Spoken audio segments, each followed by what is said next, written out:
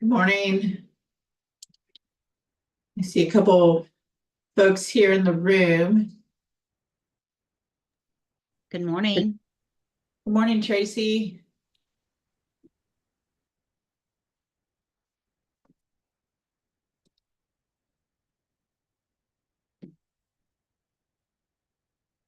Morning, Lori. Morning, Terry. Morning, Tracy. Good morning, Terry. So, Lori, I think you have video blocked. There's somebody in here that does not have their video on. Correct. What do you mean? We have It their. says the thing when I tried to open the camera, it says you can't start your video because the host has stopped it.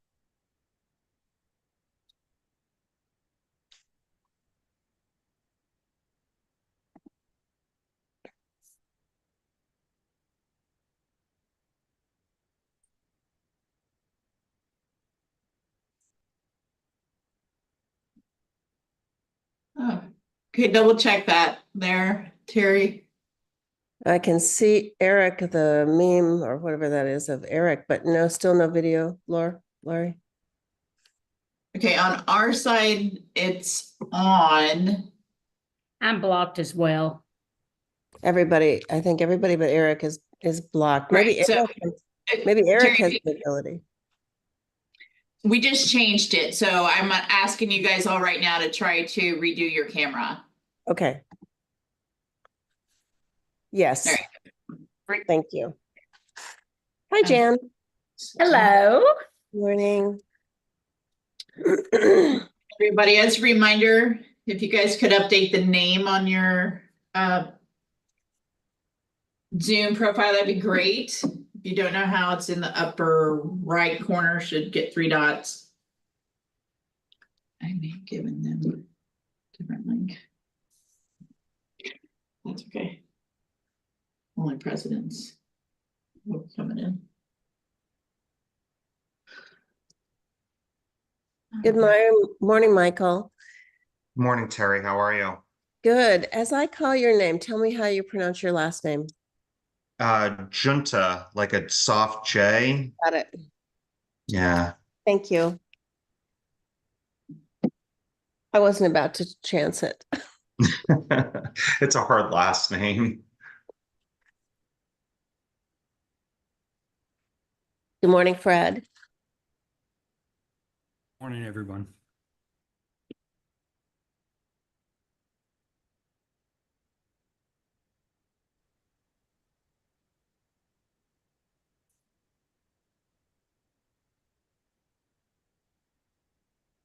Eric's got an emoji today. An emoji, that's what you put on. Well, I think they actually call it an avatar, but it's kind of Oh, nice to put it up. I gotta get my hair ready, right? I'm working on that. And Fred, I noticed there's no drywall on you, dust anymore. So you get all cleaned up for working on 707. Yeah, I got home about midnight last night, got all cleaned up. So Cool. Hey, so we have some Airstream Club members out here visiting us yesterday, another couple visiting us tonight. And the one couple, they were staying out where we met you guys out there at the military base out there at Point Reyes. So yeah, they love that spot out there. So sweet. Hey, Eric, since before the meeting, I've been getting a bunch of spammy emails from you, but they're not from you. They're from like random email addresses, but they're referencing your name and Alan's name in the email. I don't know if you're getting feedback from other people on that. welcome to our world. All right. So it's normal then. Yeah. Hang on a second. Yeah, so I could speak that a little bit. So it's called spear phishing. Phishing spelled as PHISING. And Yeah. the accounts are not being hacked. Well, usually. They don't have access to my email, your phone number. It's basically a directed attack to try to get people to give up credentials, send funds back and forth. It's a huge issue. You can't really stop it. And as you know, the only way you just look at the underlying email address underneath it. I was talking to someone the other day about this, and I was talking to Tracy, I think, right? Is that it's amazing how sophisticated it's gotten. And the reason why, as you now, Michael, President, you're listed on various websites. And it used to be a fairly manual process for the fishers to try to understand the org structure and say, hey, Michael, Eric is trying to get a hold of you, right? Which suggests they know our relationship work together, right?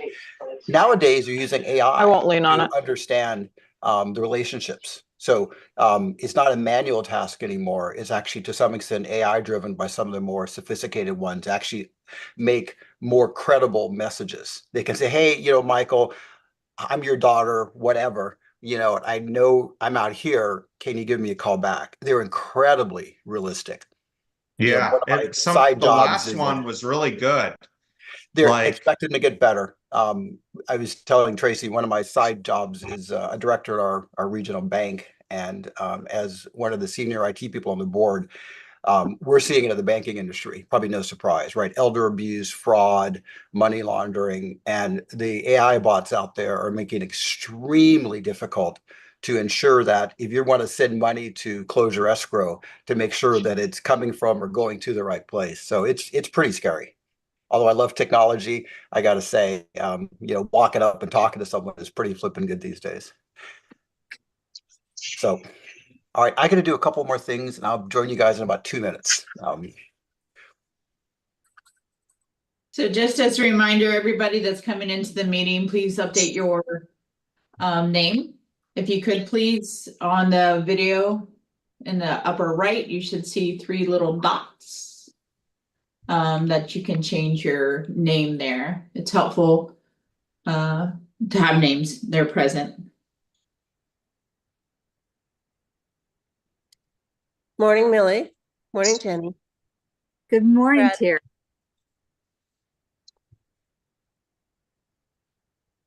Hi, Kathy. Good morning.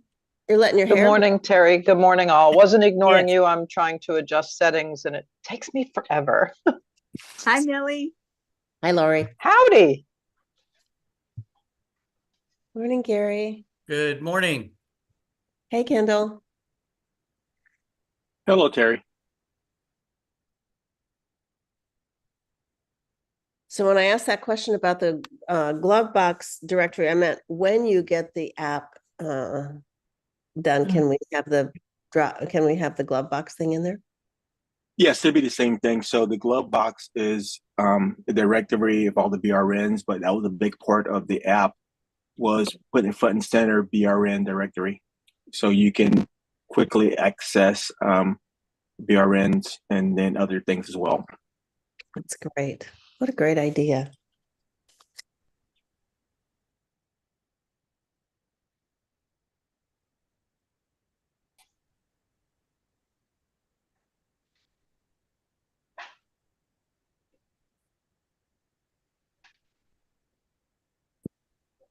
And good morning, Terry.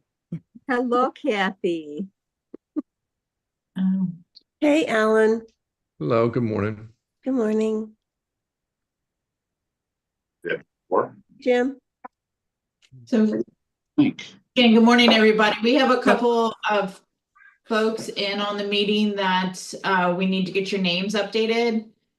We should only be having region presidents or parliamentarian or CBNL and presidents on camera. I don't know if some links got shared, we may be promoting you to an attendee. Doesn't mean you can't respond or comment. She's on board, right? She just pushed a button. They didn't send us anything. I can tell by that accent, I bet you it's David Golly that we're hearing. Morning, John. Morning. And good morning, John Holly. Good morning, Terry. Thank you.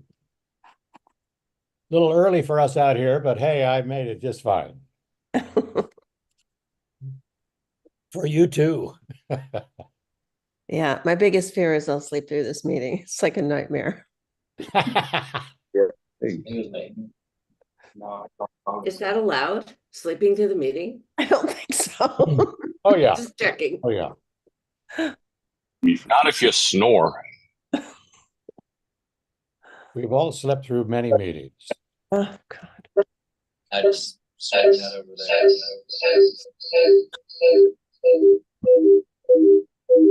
Oh, dear. Yes, I would encourage y'all, unless you're about to speak, just self-mute. Lori, I see your team is cleaning up some of the excess people that need to go back down to attendees. So did you guys know what we used to do when we first started Can you hear?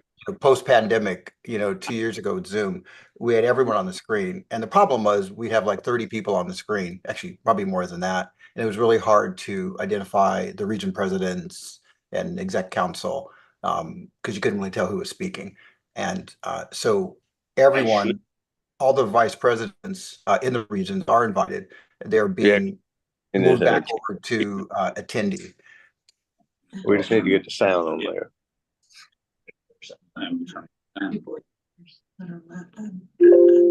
Jenny, you don't have your name on the screen. I know.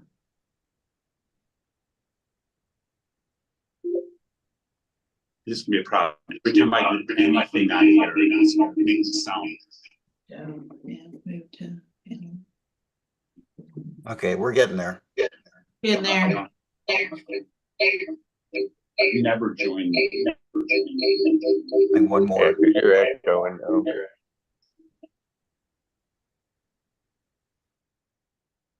Morning, Florence. All right.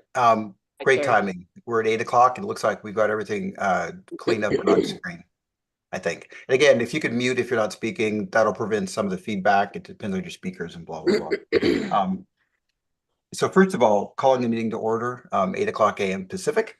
And before I start, though, I do just want to extend a welcome, right? It is so cool to see the new faces joining our group. We miss working with the 6 region presidents just rotated out, who are probably, I'm sure, watching the meeting right now, missing being on an IBT meeting. But I just want to verbally welcome, some of the new people that have come on. A little bit later, we're going to be doing a drawing for new big red numbers. As you guys probably all know, as in tradition in Sedalia, we are going to be doing a thank you and a recognition ceremony for all outgoing and incoming region presidents. So first, Michael Genta from Region 1. How's it going there? Bob Ely, Region 3. John Deegan, Region 5. Christopher Olson, Region 7. Tracy Elkins, Region 9. And John Holly, Region 11. So welcome to all of you.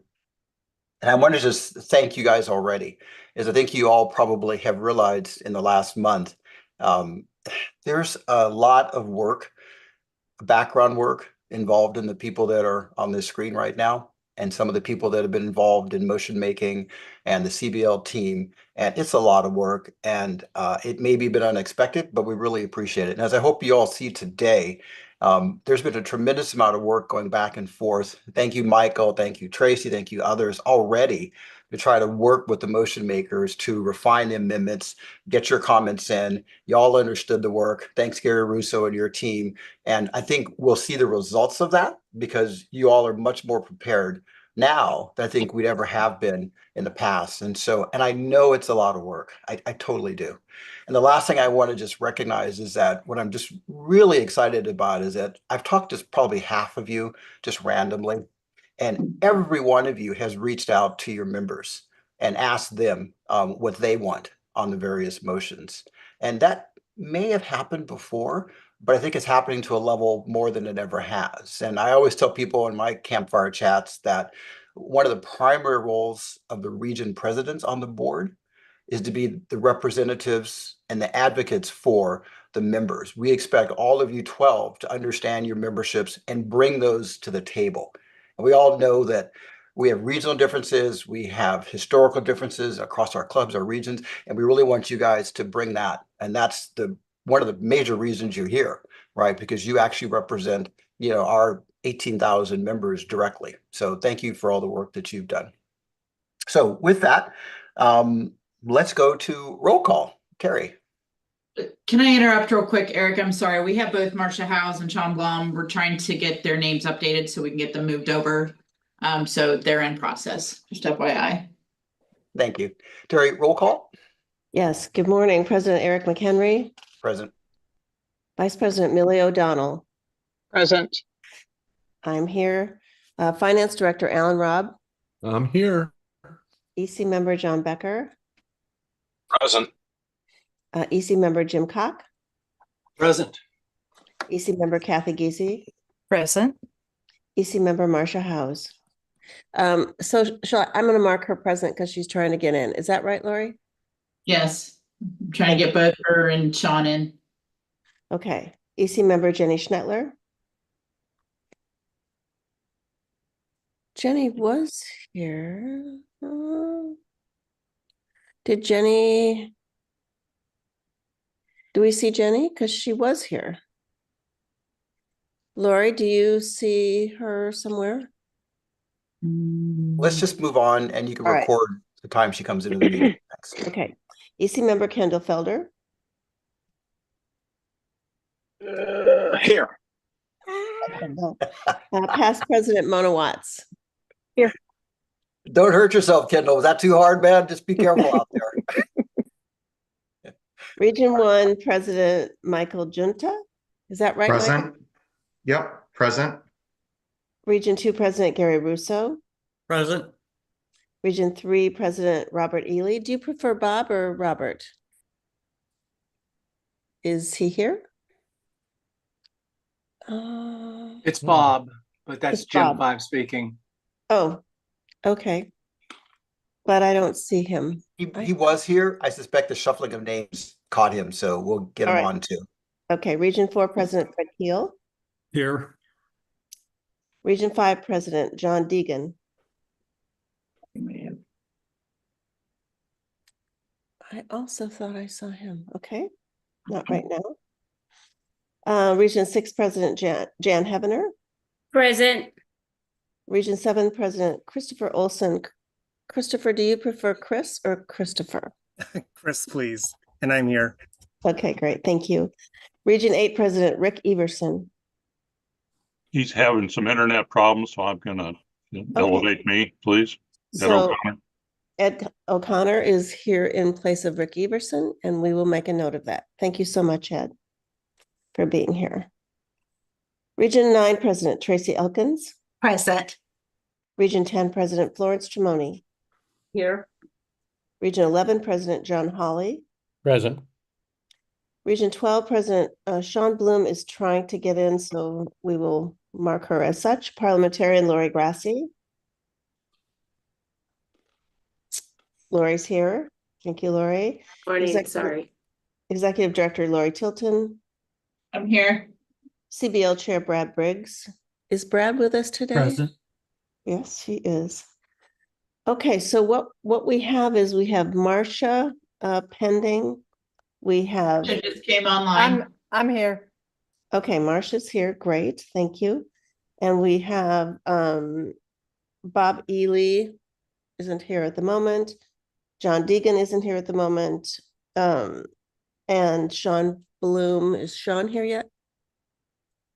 Sean Bloom is, and Jenny Schnettler is, I don't know what's going on with Jenny.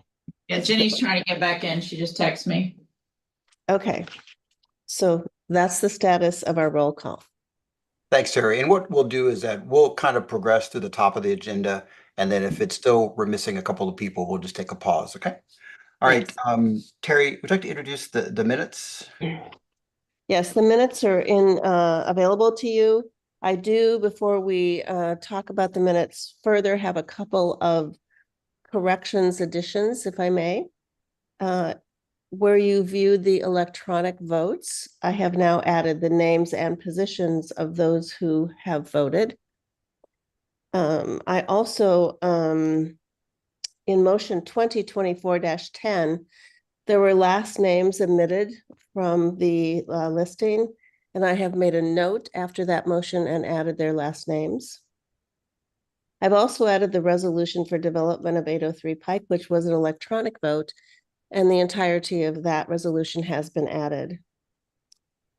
In vote, motion 2024-14, Florence Tremoni seconded that motion, but she was a maker of the motion, so she couldn't do that. So John Becker caught that during the meeting and said he would be a second. So I changed the second from Florence to John.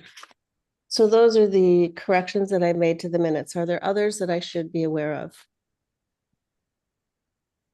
I feel like I've gone over these with a fine tooth comb. Just Thanks, Terry. one. So Oh, there I is have a one? correction on page 13. Whoops, now I lost it.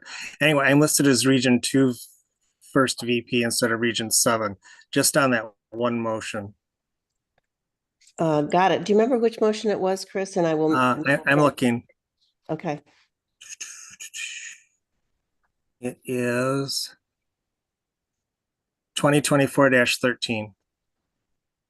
I will make that correction. Thank you so much for catching that. Thank you. And I just noticed that this morning. Sorry. thanks, Chris. Thanks, Terry. So without objection, we'll go with the minutes as amended. All right, thanks, Terry. Mhm. The next thing, my president's report, just really quick. I already thanked you all, but I also wanted to remind you guys about our strategy session. So we are going to have some form of a strategy session like we've done for the last 2 years. The thing we have to decide as a group is that if in fact the board makes a change to the fiscal year today, then it probably makes sense to shift the strategy meeting toward the fall. And that's simply because the reason why the strategy meeting originally was in the early spring was because we needed to have time to figure out our shared priorities, which drives often into what we choose to fund and not fund. We wanted to get that strategic discussions happening before the budget was finalized, and that had to happen, June, July.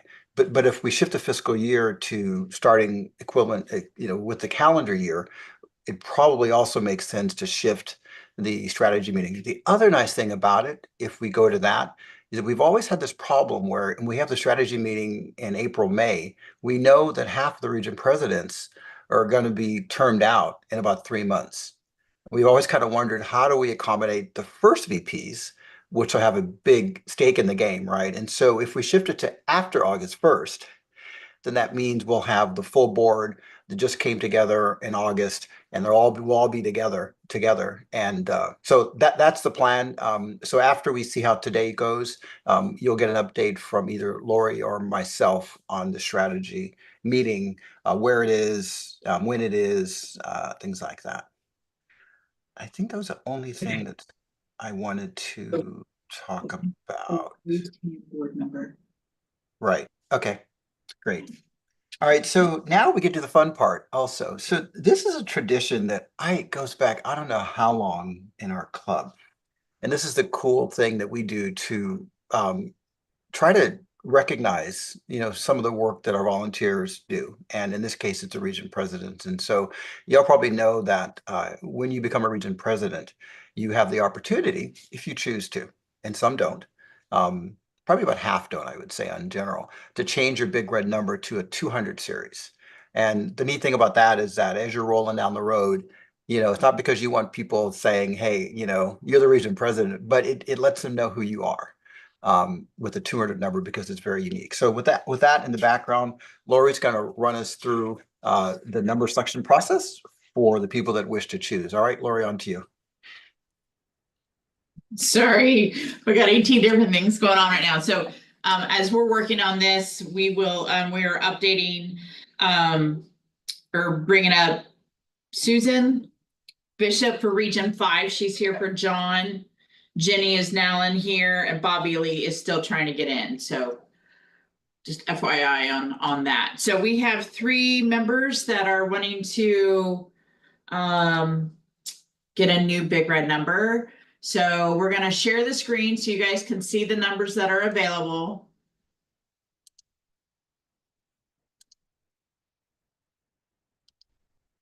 Close that left side.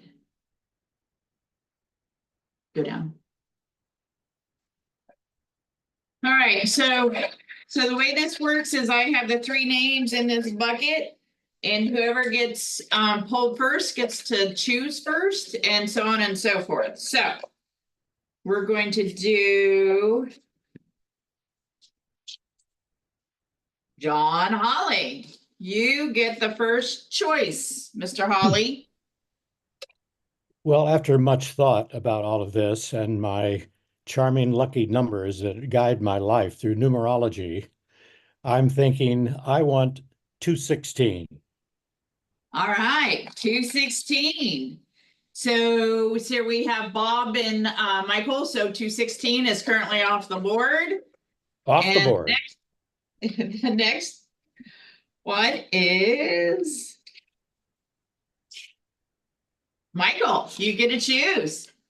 All right, I'm going to lead behind John's statements. My wife's birthday numbers are my leading pick, so I'm going to go with 283. All righty, 283. And last is Bob. And it seems like I got an email or something just popped in from him. So I don't think he's made it in Zoom. I've got him, I'm promoting him. He's in he is asking for number 229. So Bob Ely will get 229. You want to stop sharing? So as I sent an email to these gentlemen, and so you guys know, a team member will reach out to you, figure out what size numbers you want and all that, and we'll get all that stuff mailed to you. So congratulations for getting your 200 number. Excellent. Can you hear me? Am I in? Can somebody hear me? Yeah, you're in, Bob. Welcome. Thank you. Sorry for the challenges. We had some issues this morning, so welcome. Welcome, I actually. figured it was Welcome me. number 229, actually, is what I should say. Thank you, sir.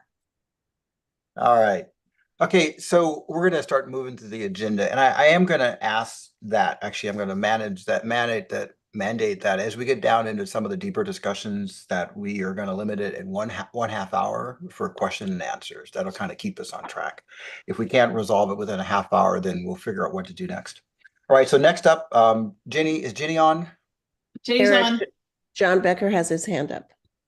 I just want to let y'all know I'm still here, but Zoom keeps saying that my internet connection is unstable. So most of the time I'll have the video off, but I am still here on audio. Thanks, John. All right. Is Jenny up? I'm right here. All right. Jenny's give an update on the work on 707. This is a very, very quick update. When we got Lori, are you going to present some slides? Yeah. Okay, go ahead. We had a unanimous approval to handle the renovation of 707, the new office building, with member-driven volunteers. And it's been a really amazing process. I am the project manager for it. I redesigned the floor plan. I've had fantastic support and help, both from the IBT, but also from the region presidents, and they've come and worked. We had visitors. It's just been great. So at this point in the process began in the middle of April. I've been living here at Jackson Center in my trailer all summer long. And so the renovation is coming along really well. This is a few weeks out of date, these numbers, so they're all different. The bottom line is we are rocking this experience. It's been amazing. Today, final trim painting is being done by Tom Price. Boy, it's been exciting to watch a pro do the job. Tom got all of the paint donated by PPG and all the supplies from Sherwin-Williams. So as much as I think I'm doing, standing back and watching him go to it, it's been pretty exciting. The transformation's great. Yesterday, Airstream Inc. came over to the building. They were so shocked that we're doing this. Not that we are doing it, but that we're doing it to the degree that we are. It's wonderful. So they're kind of on board, and they're pretty excited about putting their thumbprint on it alongside of us. And I really don't want to divulge too many wonderful secrets because, of course, there's the reveal, and that's always a lot of fun. We are on budget. We are looking to finish up right after the rally. The carpeting goes in on September 25th. The appliances are delivered in a week and a half. All the vinyl flooring is in the bathrooms and the kitchen. Walls are all being painted. Thank you, Fred and Jim and Tom Moran and John Schnettler and Jeff Dalrymple and of course Tom Price. These guys are the heavy hitters and they have really put in the hours. I hesitate to tell you how many hours I've put in because it's a lot. It's a lot, and we're going for it for you guys. We're doing it to save our members, and I am not exaggerating when I tell you this number today. We have saved you over $200,000 so far in building this project ourselves. And that's an astounding number. But what we hope to deliver to you is a really well-functioning and really embracing office building. So that's a little bit of the update. Thanks, Jenny. And also, I just have to thank the leadership in this club because if you notice the pictures and notice the names that Jenny mentioned, I think almost all of them are either on the IBT, they're local club presidents, or they're region presidents, right? Or past, right? Or intra-club. They're all leaders. Every And one I of them think are it's leaders. great to see our leaders, you guys, actually rolling your sleeves up and helping out. So it's a message that we want to send in our club. Thanks, Jenny. All right, You're next welcome. is a Harvest Host courtesy parking update from Kathy Giese. And I have to list a complaint. I always follow Jenny, who's just doing such an amazing job, her and Jim, and thank you guys so much. I live, as most of you know, on the West Coast, so it's not practical for me to go there, but it's great. Also, Eric, thank you for saying I have 30 minutes. I can tell you everything I know in life in about 10. So I would like to bring up to speed and welcome again our new region presidents. We started this about a year ago working with Harvest Hosts. We analyzed what it would cost to replicate what they're able to do on their website and do it on the ACI website. And it was going to be well into six figures to do that. So, sometimes you go to the people that are the experts and have them do it for you. Give you just a tiny bit of history on the courtesy parking program. It has been the least used benefit to members because quite honestly, our website was just hard to use. I sat down and did a little bit of an analysis because when you use courtesy parking, you end up, besides meeting wonderful people that are fellow Airstreamers, you also save a significant amount of money. And I had presented this to the EC, and I went in and looked in Washington State now with no hookups, reservations, if you can even get them, with the reservation fees, it's now 35 to 45 a night. Non-residents add an additional $5 to that. So total of 40 to 45. This is already out of date. I got a notice last week that they were raising them another $5 a night. So you're looking at our members. If you use this benefit twice in a year, you've paid for not only your ACI membership, but probably for your local club membership as well. So anyway, it's pretty cool. So to bring you up to date on where we are right now, a couple of weeks ago, we have about 350 hosts. We suspect that will go up significantly after Sedalia. And the hosts are currently, they filled out the JOT form with all kinds of information, including how many nights they allow member to stay if they have hookups, which they don't. Lovely people like John Hawley, who said, gee, I just have a driveway. I know for a fact that he's the host with the most, so I will be using his driveway in Mesa. So we cover the spectrum of people that live on big properties. I am actually going to be storing my trailer for a week while I visit the kids in Kansas City before I roll into Sedalia, again, using courtesy parking, and wonderful host on that one. So anyway, we're pretty darn excited about it. So the members, the host members now have filled out the JOT form, giving all their information. They're now up in the process of uploading the photography, showing where you're going to put your trailer, which I think was one of the biggest drawbacks. People were worried about using it. What if I get there and there's low hanging branches? I don't know where I'm going to put my baby, So I think it's going to be really, really helpful to have all that information. Our last meeting, we're meeting every other week. Eric and Lori have been also meeting to act as my memory and help me out as we work through this. But the last dates we were given was the hosts will have their login September 16th or 17th. They'll be able to go in and futz with their listing a little bit, make sure the pictures look right, make sure the text is okay.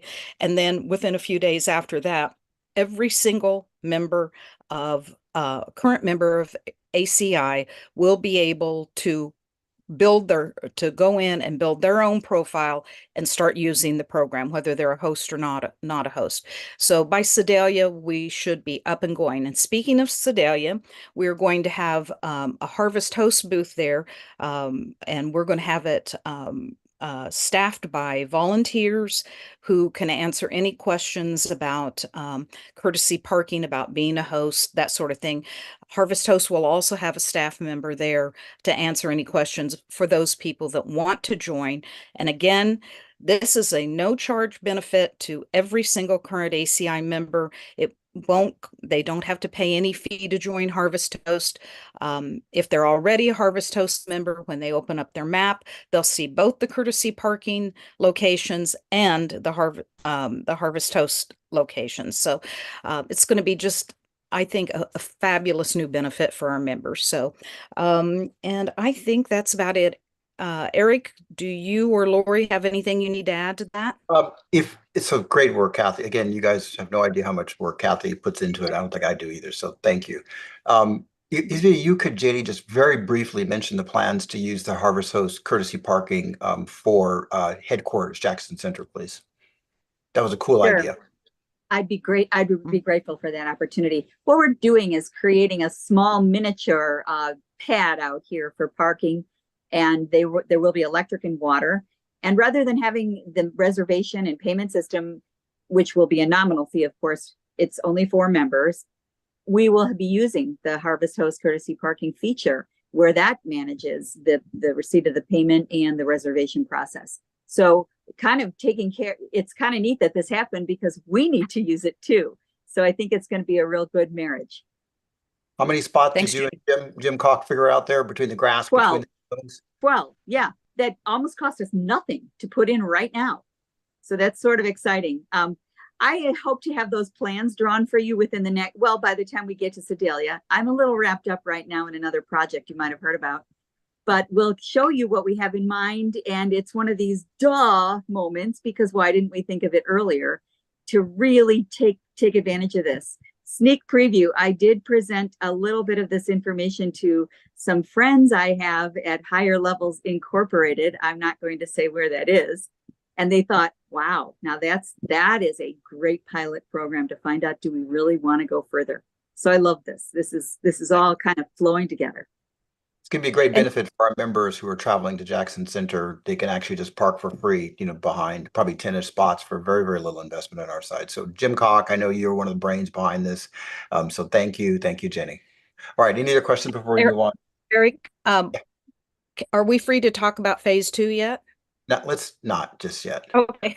Other than the board knows about it, we're trying to look at the next level of benefit with Harvest Host around providing boondocking options specifically for club members. We're going to be looking to do a pilot rollout.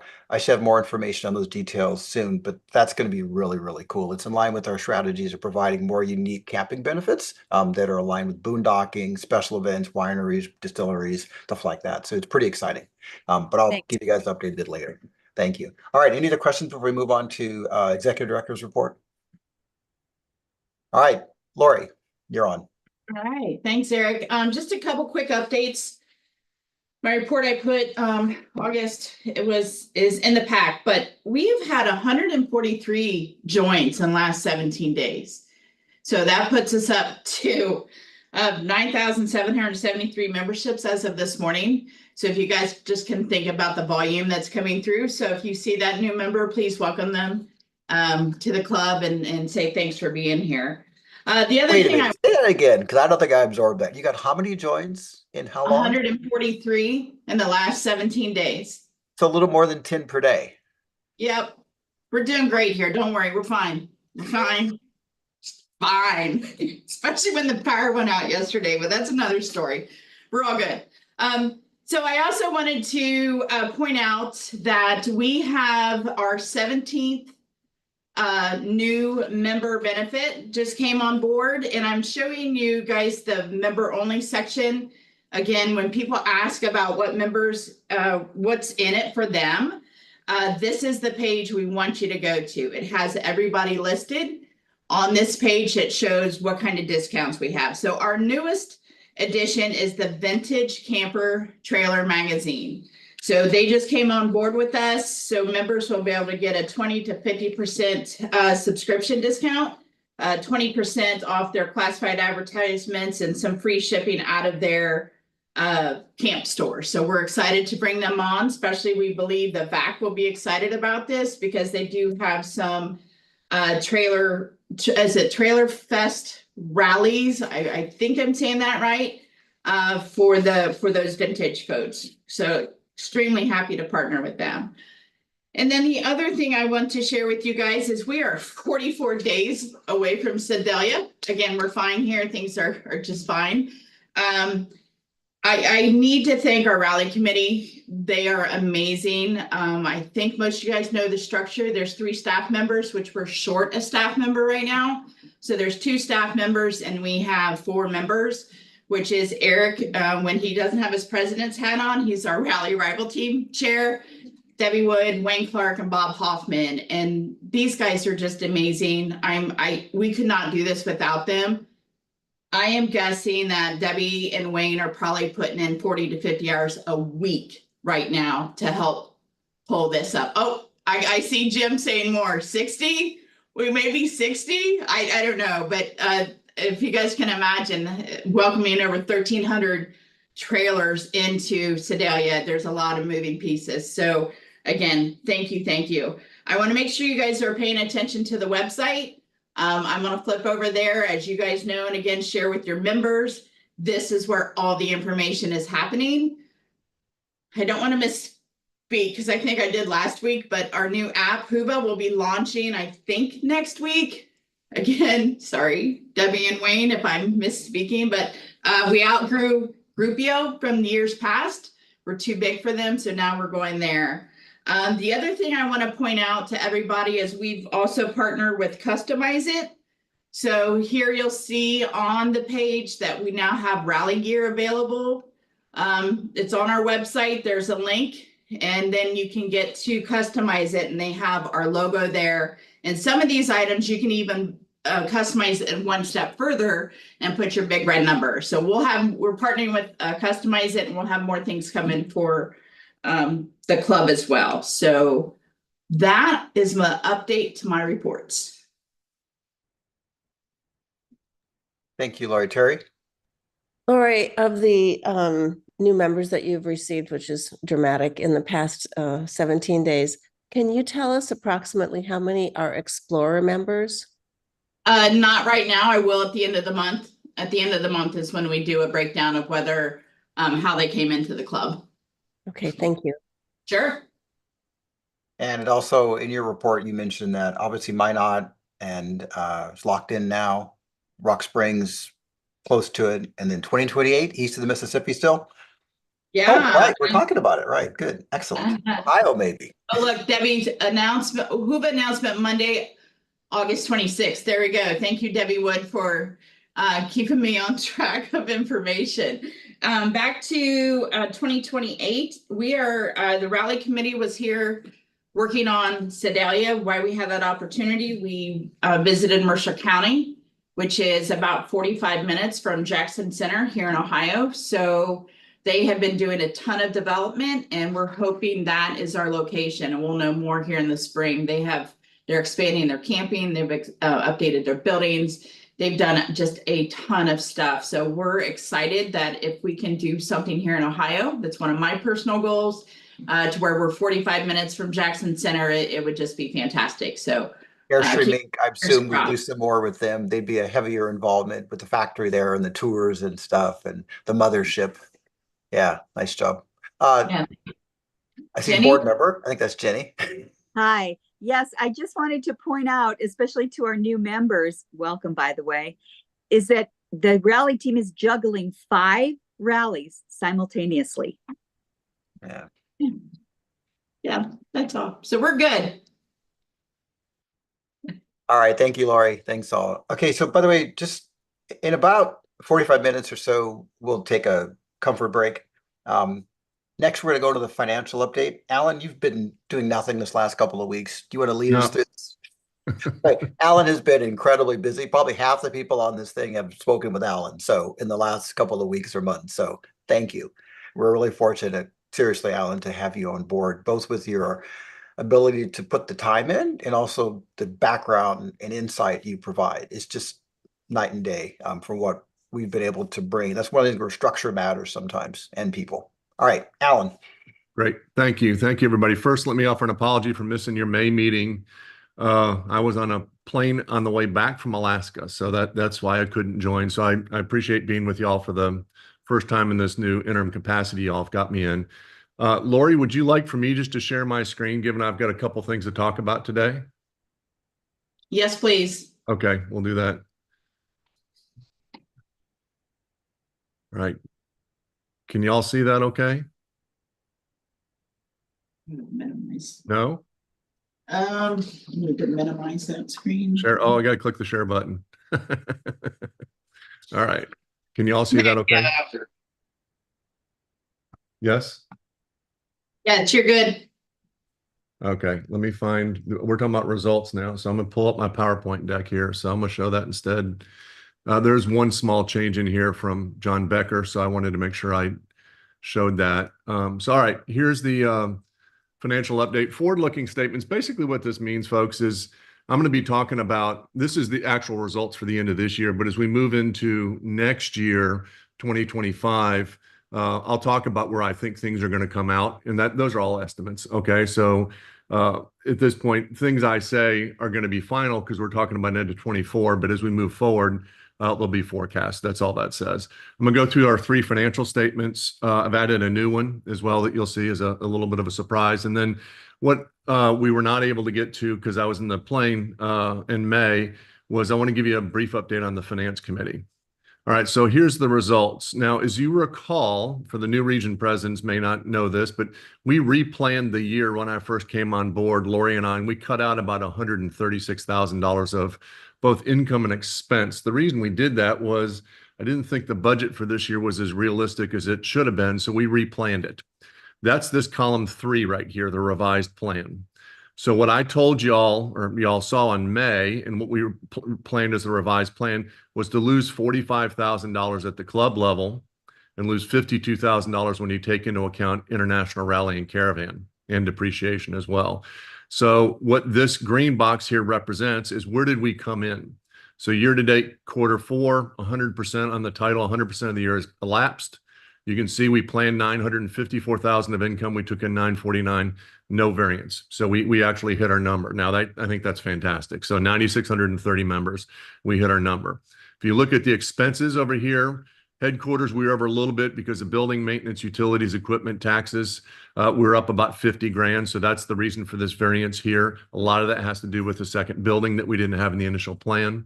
The general club expenses we hit within $400. So not a bad deal at all. Publications, we were a little short on publications.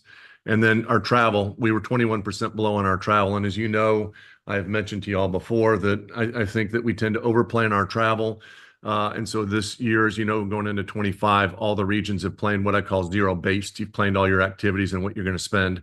So we're in, but you look at it from an expense standpoint, I don't think you can get it much closer than this.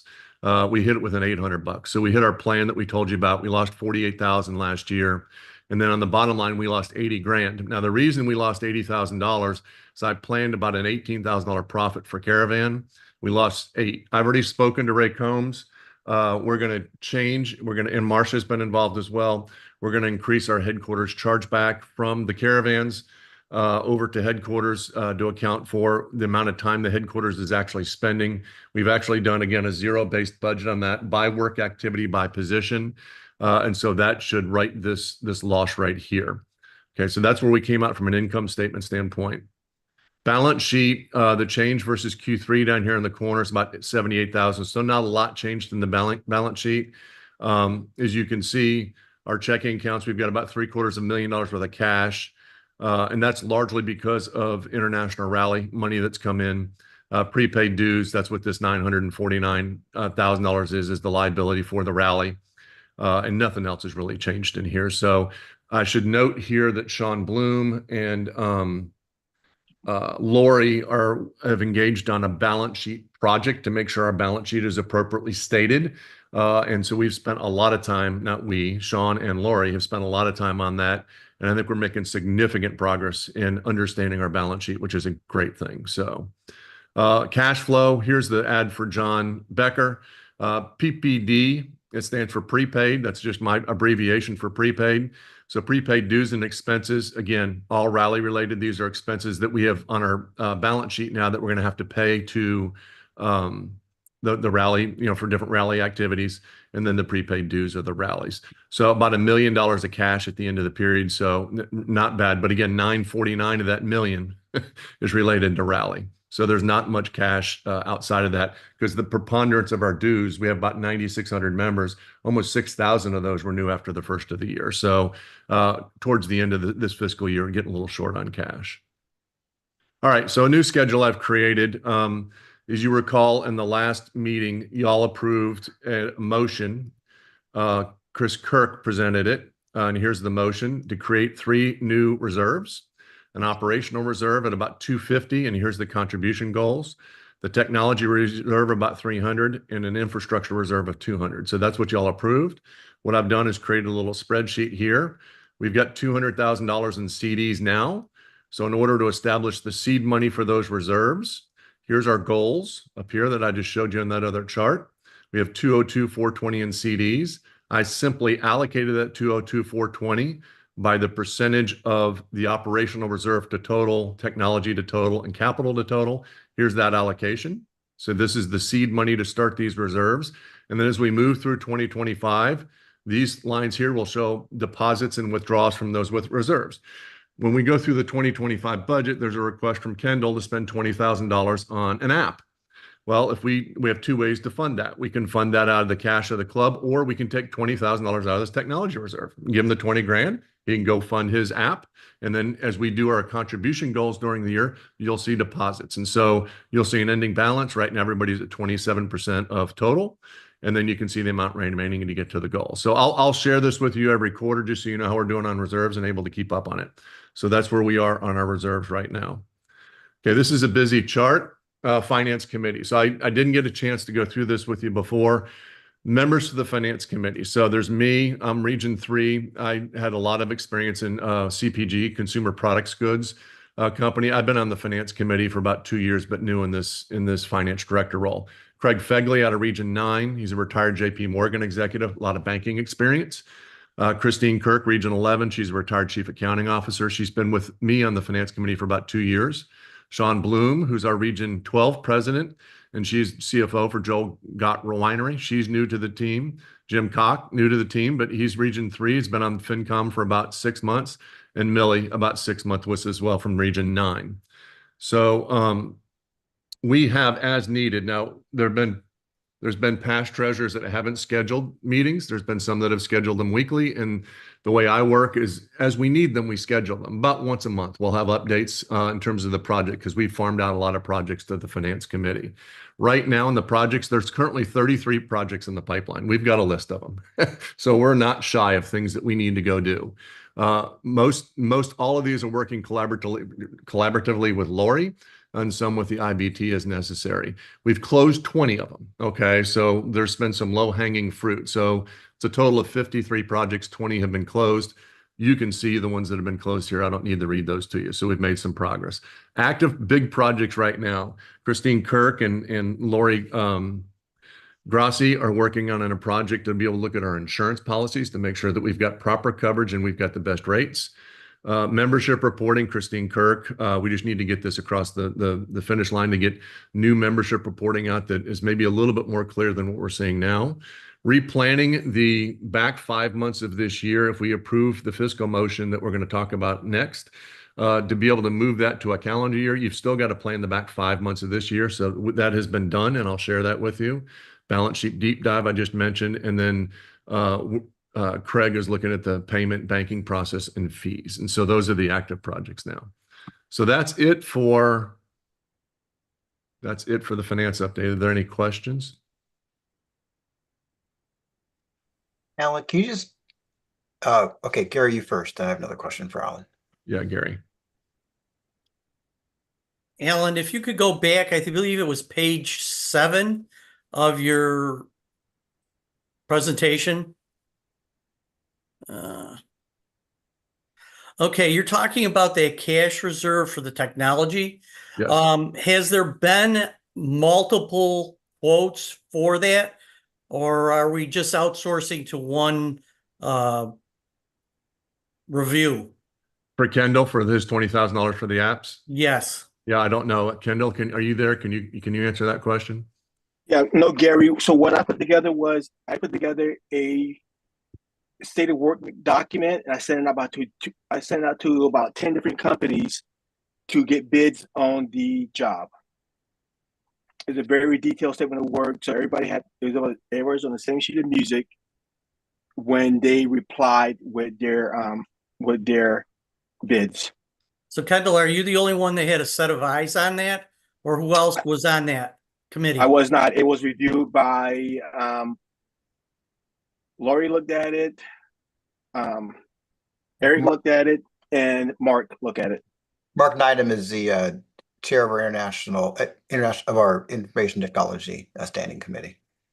And Mark provided a lot of input on what needed to go in the statement of work. Okay, I just wanted to make sure that we had multiple quotes, and then so that we're able to compare apples to apples. Yeah, correct. And that's why we did statement of work, to make sure that everybody was doing apples to apples. Okay, thank you. And by the way, if y'all want it, I'm sure Kendall will send that SOW to you, by the way. So yes, coordinate in the background, and more eyes on it, the better. So thanks, Gary. Good question. Thanks, Kendall. Florence. Hi, Alan.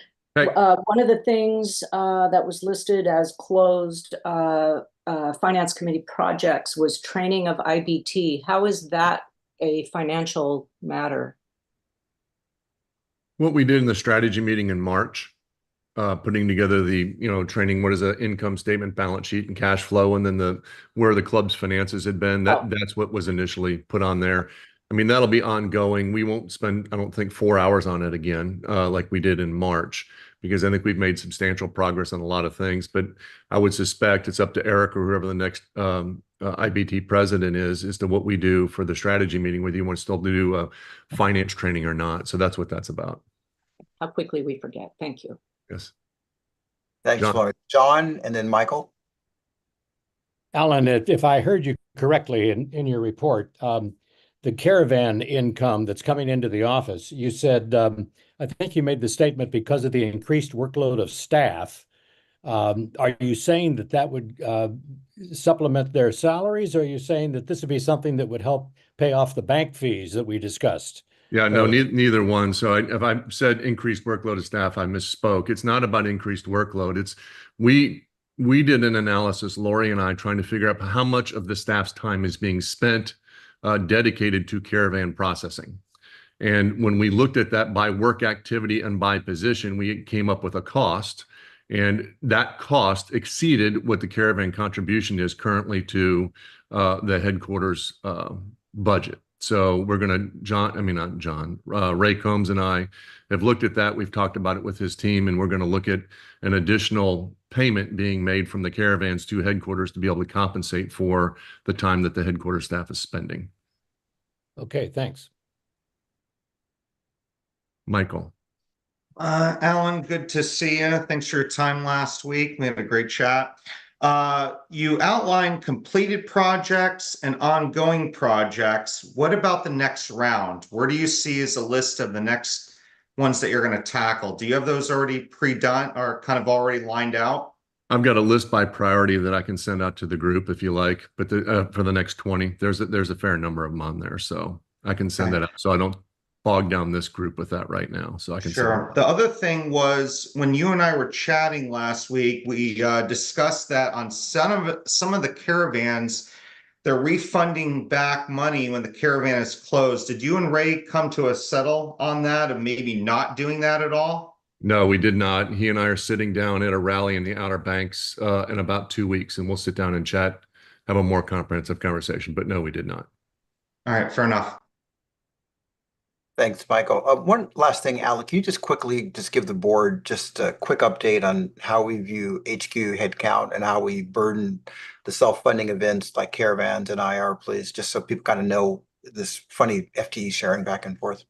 Yeah, so think about it this way, that in many corporations, let me just do it from a corporation standpoint, many corporations that have a headquarters office and then regions throughout the world, the headquarters office is in essence a zero-based organization. So they charge out those region for services. So for example, I worked for a company that had a centralized global tax function, and they represented global tax for all the regions around the world. And the services that they provided, they charged those services back out to the regions for those services. So their net cost was zero. So it's the same concept here. As Lori's staff of 5 or 6 people, I think she's got 5 now, 1 open. It costs a certain amount of money to be able to employ that staff. It also costs a certain amount of money to for overhead, utilities, taxes, et cetera, so on. And so when you look at all that and add it up, it's a number. And her staff, as they provide support to the International Rally and to Caravan, we're going to charge a portion of those costs back out to International Rally and Caravan for those services. So, because the International Rally generates a little bit of income every year, and so does the Caravan. And so we are going to charge those services out from headquarters to Caravan International Rally, and you'll see those as income line items on our budgets. Thanks, Alan. Just so you guys know, this has been going on for a long time at our club. This is not new, but they're doing a better job now of understanding the charge out amounts and stuff. And I call it equitable because, as we know, roughly 13% of our members attend an international rally. So it wouldn't be fair to burden the other 87% of our members with the HQ costs to support a rally. Same thing for Caravan. So it's a nice way of, you got this service, you pay for this help, and it's like, okay, great. Thanks, Alan. Any other questions for Alan before we move on the agenda? Okay, again, thank you so much. And just a reminder to the board, if you have questions, it's a lot of information. Ask Alan, if not here. I know a lot of you did beforehand, but it's crucial that y'all understand where we are with our budget and kind of where we're doing and what our objectives are. Okay, do we have any member comment? We're on section 8.0. Member comment on non-agenda items and correspondence to the IBT. Do we have any of that for this meeting? No, Eric, we have not received any here at HQ. Okay, great. And this, by the way, so you know, is that we want to make sure that any member comment, they can contribute in this meeting. And so there's a number of ways through email, a web link, and probably another one too. And same thing for just general comments. And this is the spot where we will read that to the board and make sure the board understands what comments we've had from members. Okay, so no comments, good. Okay, all right, breathe. Our next section of items are what we call consent items, and we have 2 items in the consent budget. The first is item 9.1. There's a financial policies from RAB, and the second one is item 9.2, financial policies also from RAB. And so what happens is that I'm going to ask you all shortly that unless there's an objection, we will consider both the consent items together. If there is an objection, no problem. We'll just pull that one out of consent and we'll take it as a normal item. Does that make sense? Okay. And so first of all, so without consent, does the board move to adopt policy item 9.1 and 9.2? Is there a consent? Is there an objection? I object. Great. Thanks, Tracy. And to which one? Motion 2024-21. Thank you. Okay, so now we'll take 2024-21 and we'll bring it out of consent and we'll take it right after we finish the consent items. Okay, make sense? All right, thanks, Tracy. And by the way, as you guys can probably tell, we don't make decisions behind doors, but it's really helpful. And thank you, Tracy. I had a long talk yesterday. I know you had a long talk with your clubs. If you do have an issue with a consent item, it's nice if we know ahead of time so we can plan to pull it out. So thanks, Tracy, for all the work you did on this one. All right, so without objection, motion 2024.22 RAB financial policies is adopted. All right, thank you. Excellent. Okay, now we're going to new business, item 10.0. And so the first item on 10.0 will be the one we moved out of consent. So it'll be 2024-21 RAB financial policies. Alan, would you introduce the motion, please? Okay, I've never done this before, so if I screw something up, tell Just me. read the motion. I move that. I move that. Okay, I move that bylaws article 16, financial management, be amended by deleting section 3, renumbering the remaining sections, and modifying the remaining section to reflect current practices as stated in Exhibit 1. Okay, and do we have I know it's from a committee, but I'm still going to ask for a second. Do we have a second on that? A second. Okay, thank you. And Lori Grassi can give me that look, so we'll sort that a little bit later. It looks like, I can tell by her smile. All right, so without objection, motion 2024.21 moves as forward. Do I have an objection? Tracy?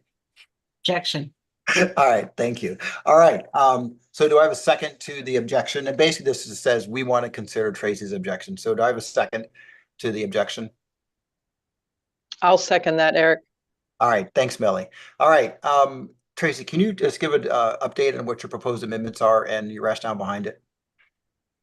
Yes, so I propose to amend the section related to the financial management of current practices by striking section 3 in its entirety and replacing it with language that gives approval of the charity for international rallies done by approval of the IBT, and it states the current criteria for choosing a charity. Okay. Okay.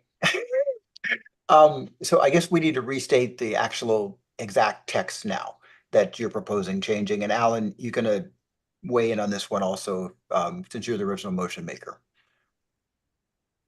Shall I give you the suggested language? Okay. So I propose that we modify subsection 3 so that it would read charitable donations during the international rally. The International Rally Committee may donate to a charity in the host community. The community will choose one charity that has a significant and enduring impact on the local community where the rally takes place. The executive director will update the IBT with the charity selection and request their approval. And number 2, adding a policy that describes the decision process.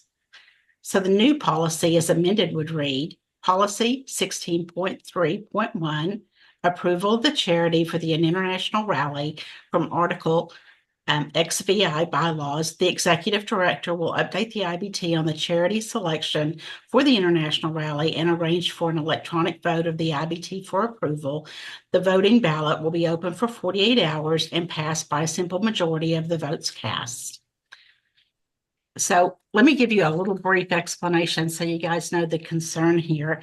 We had a number of Region 9 members that felt like we needed to make sure that there was a voice of the membership when making a selection for the international charity, because in partnering with a charity in for an international rally, that kind of becomes the face of Airstream club in that particular community. So they wanted to make sure that the membership were providing a vote. And so that's why we as advocates here at the region level, as we sit on the IBT, would offer to give a electronic vote on that. So hopefully this is not misconstrued, that the intent is just to have the IBT give a vote on the charity selected for those rallies. Thanks, Tracy. Before I acknowledge the other hands up, Alan, as a motion maker, do you have any comments or questions you want to ask Tracy? Nope, I spoke. No, I'm good. I'm aligned with what she read. Thank you. Okay, Millie and then Jenny. We're discussion now. Thank you, Eric. Thank you, Tracy. I think I understand your concerns, or your Region 9 members' concerns up to this point with the executive director handling the IR with the rally committee. Don't you feel that Lori and the current president are representative of the club? I mean, they're going to make sure that the charity isn't, you know, Joe Bob needs a new dog. So far our charities have been pretty spectacular. Did they have a problem with the previous charity or something? I'm not sure why this is necessary.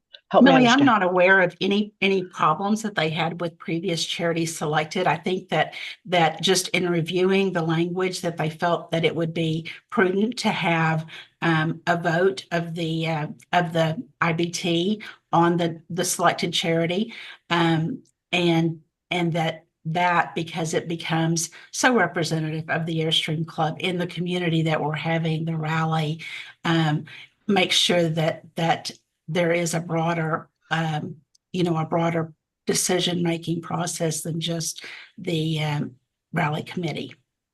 Well, the other thing, Tracy, is that, as I understand it, Lori, correct me if I'm wrong, your community that we're going into, so hypothetically, we're going into Minot in a couple of years, and the Minot folks come to you and they say, we have a cancer charity, a children's cancer charity, some amazing thing that they've decided would be the best use of our funds. They bring it to you.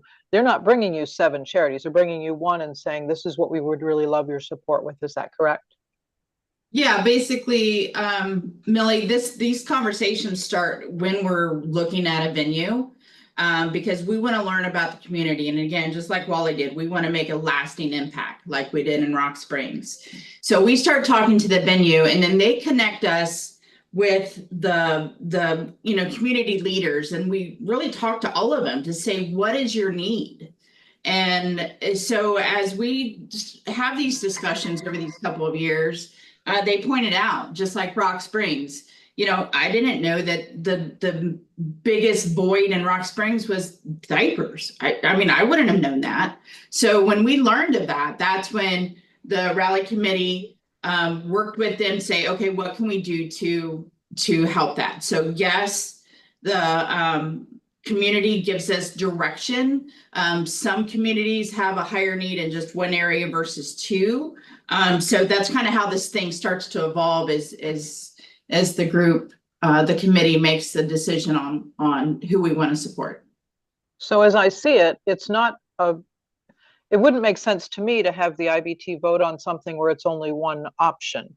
You're making a decision based on what the community decided. We're not picking between subject A and subject B. I don't want to see us bogged down in unnecessary work or complicating you and the IR team's work.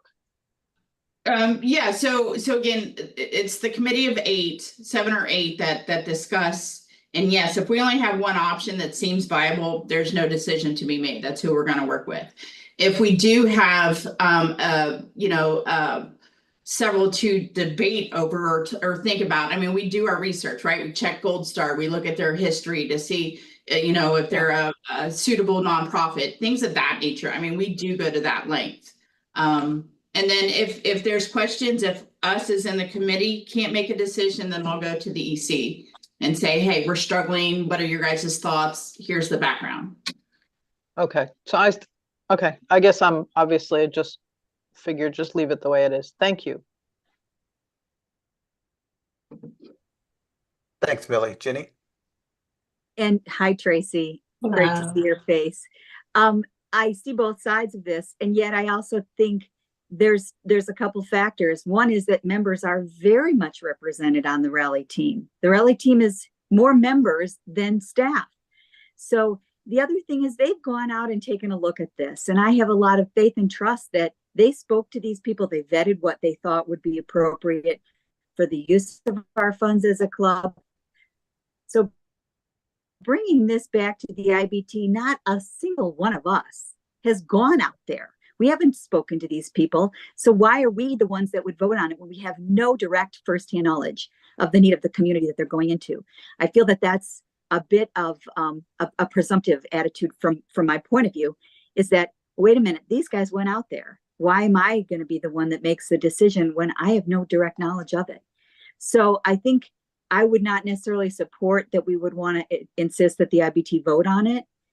Certainly an approval that, yes, we would support this unless there was some really unusual thing. But that's why we have a rally team. They're doing this work. And I trust that they're doing it with the best interests in heart of our club. They are our club. So I don't like the division that, well, we want the club to say it. They're the club. That's all I have to say. Thank you, Jenny.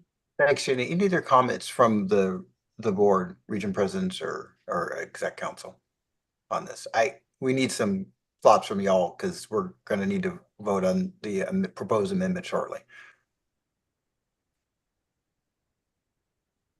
Okay, any other comments, Tracy, before we take this to a vote, the amended text? And so, by the way, the process works is that you're all going to be asked to vote on the proposed amendment, Tracy's proposed amendment.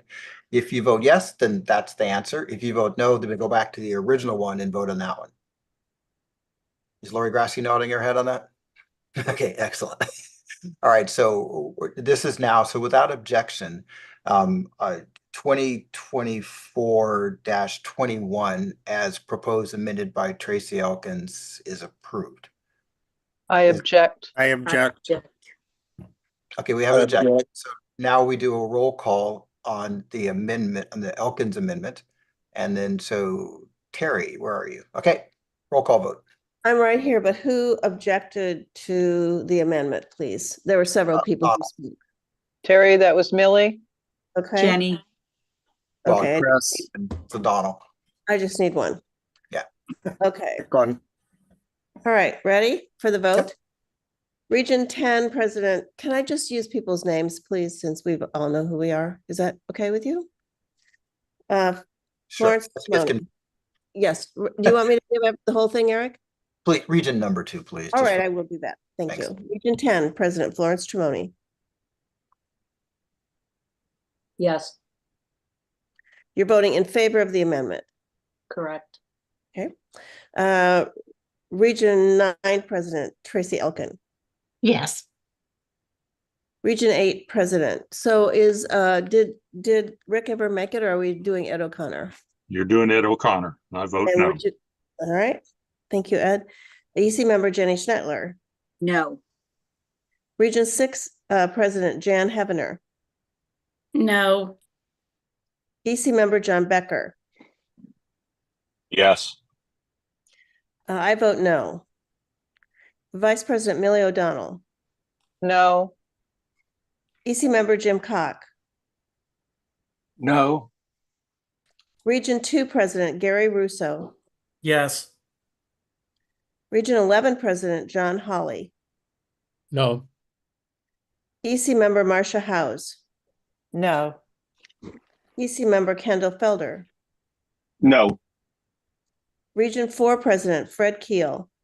Yes. EC member Kathy Giese. No. Region 1 President Michael Junta. No.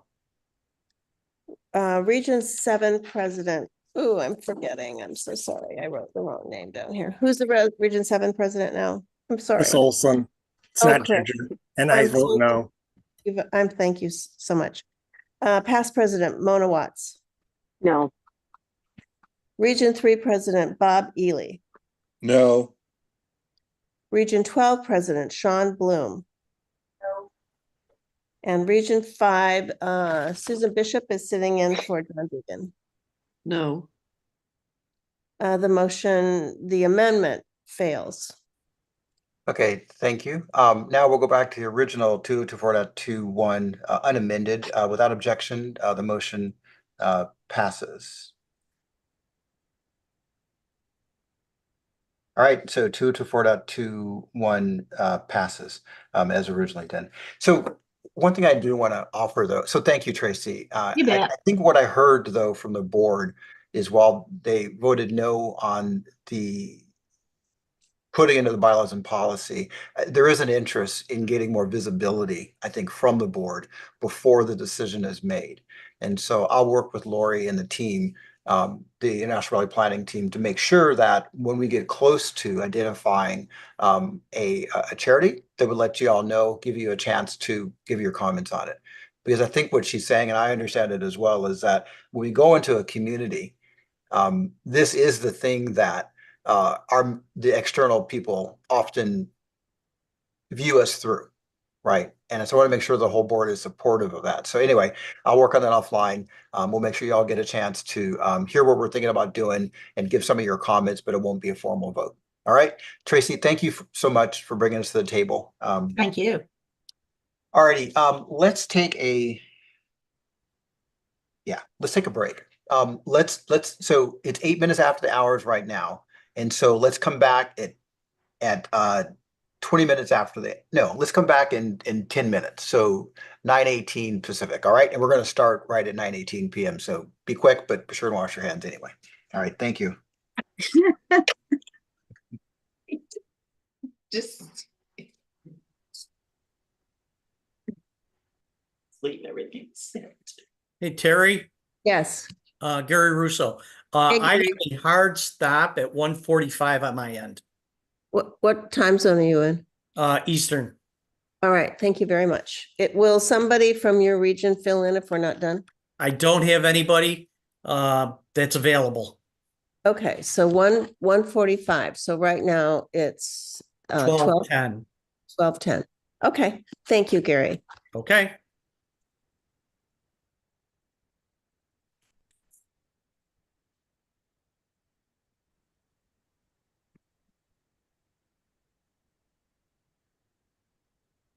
Chris, are you there?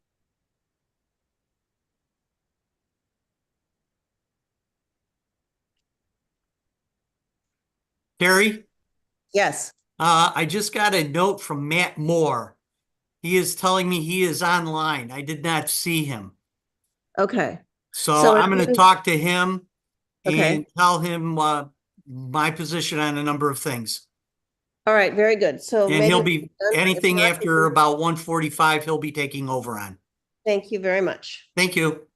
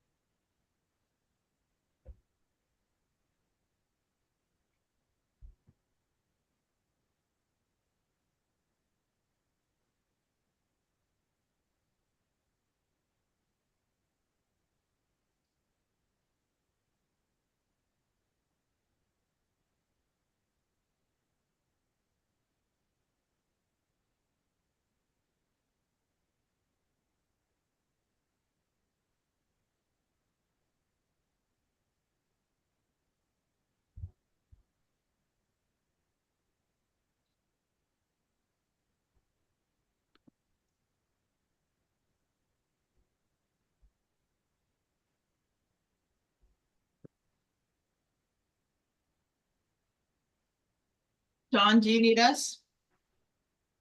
Well, when we all get back, Lori, thank you. I just wanted to make a quick announcement, or not really announcement. I just wanted to say something when we got back. All right. Thank you. Sure.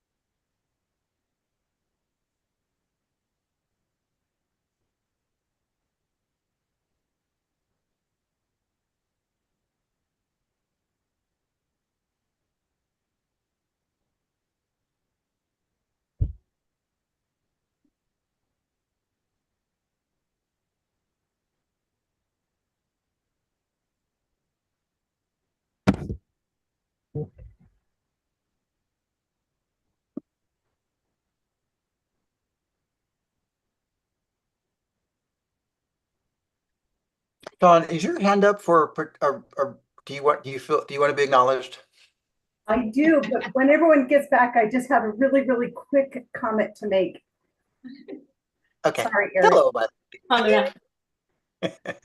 Thank you. We're looking forward to the Region 12 rally. And as you probably heard, my wife is going to tow up ahead of time, and I will come up after a day or so to meet you all up there. So make sure she doesn't do anything that, well, I don't know, that's impossible. But anyway, it'll be fun.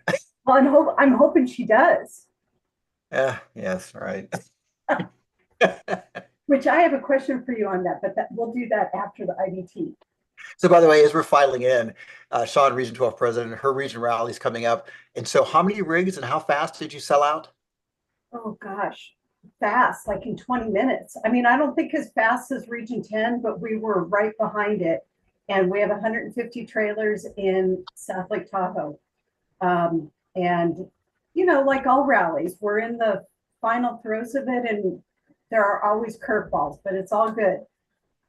Yeah, yeah, awesome. And also she's working with the new dealership opening in Reno. And so, you know, part of the thing that we've been talking about as a group is getting tighter connection with the regions and the dealership at the executive and the sales level. And so great job. I guess you guys are going to be joining them for their opening ceremony at some point down the road or something like that. Somewhere down the road, but they are hosting a table at our Silver Soiree, our happy hour on Friday night. So that'll be fun. Awesome. All right, we're going to start in 1 minute. Eric, are you going to want me to call roll again? Yeah, definitely. Thank you. So I used to tell some people this story. So Laverne and I, by the way, love to have club members visit us, as I was mentioning to Fred a while ago. And we had a couple join us 2 nights ago, just coming through the area. We had dinner with them, did a little walk around the lake. I wanted them to walk up this big hill, but whatever. And then today, another couple from Texas is coming to join us for the evening also. So Tracy, Shauna and Gil are going to come by today, actually, from Region 9. So they're always a hoot. So it's always fun. It's an open invitation. If any of you are all coming to the area, let us know. We love to connect with our members regardless of leadership or not. It's just really a joy. All right. It's at 9:18. Terry, if you could call roll call, please. Certainly. Eric, you're there. Vice President Millie O'Donnell. Is Millie back? Not yet. I'm here. Finance Director Alan Robb. I'm here. EC Member John Becker.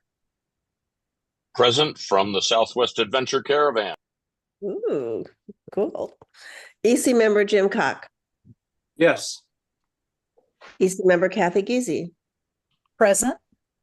EC Member Marcia House, Here. EC Member Jenny Schindler, Present. EC Member Kendall Felder, Present. Past President. Sorry, Mona- Terry. I'm back. Thanks, Millie. Past President Mona Watts. Presence from somewhere in Quebec. Oh my. Okay. Region 1 President Michael Junta. Present. Region 2 President Gary Russo. Is Gary with us? If anybody sees him come, please let me know. He's here. Gary's here. He's muted right now, though. Oh, there he is. I see him on the screen. Region 3 President Bob Ely. Here. One sec. Noah. Sorry. Thank you. My grandson's visiting. Region 4 President Fred Keel. Present. Region 5 for President Deegan, Susan Bishop. Present. Region 6 President Jan Hevener. Here. Region 7 President Chris Olson.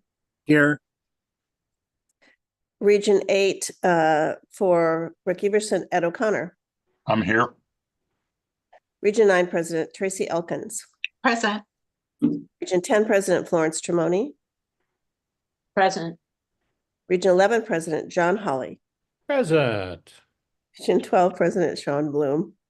Present. Parliamentarian Lori Grassi. I'm here. Executive Director Lori Tilton. Here. CBL Chair Brad Briggs. Here. Okay, I've got Gary here and Millie's here, so everybody's back, Eric.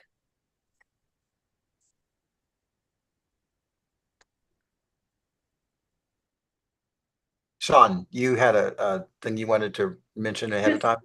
Just quickly, I just wanted to call out a few people on that last motion we did. Alan, Lori, and Brad, you all bailed me out because you wrote that motion. I was a total dork. I didn't know how to do it. And as you can tell, there was a lot of text and red line and cleanup.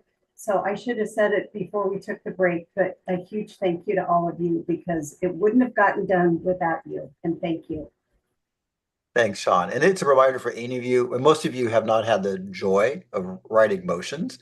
It's not your area of expertise, but we're really fortunate to have Brad come out of semi-retirement to be CBL chair and Lori Grassi, and they will work with you to get your ideas in the format that is necessary to come to the board. So thanks, Brad. Thanks, Lori Grassi. All right. Item 10.1 fiscal year. Alan, as I understand it, you want to give a presentation first and you go into your motion. Is that accurate? I don't have to give the presentation. I can if Your I call. was it was in the pre-read materials. Up to you. You choose. Yeah, let's just go straight to the motion for sake of time. Read your motion, please. I move that. Okay.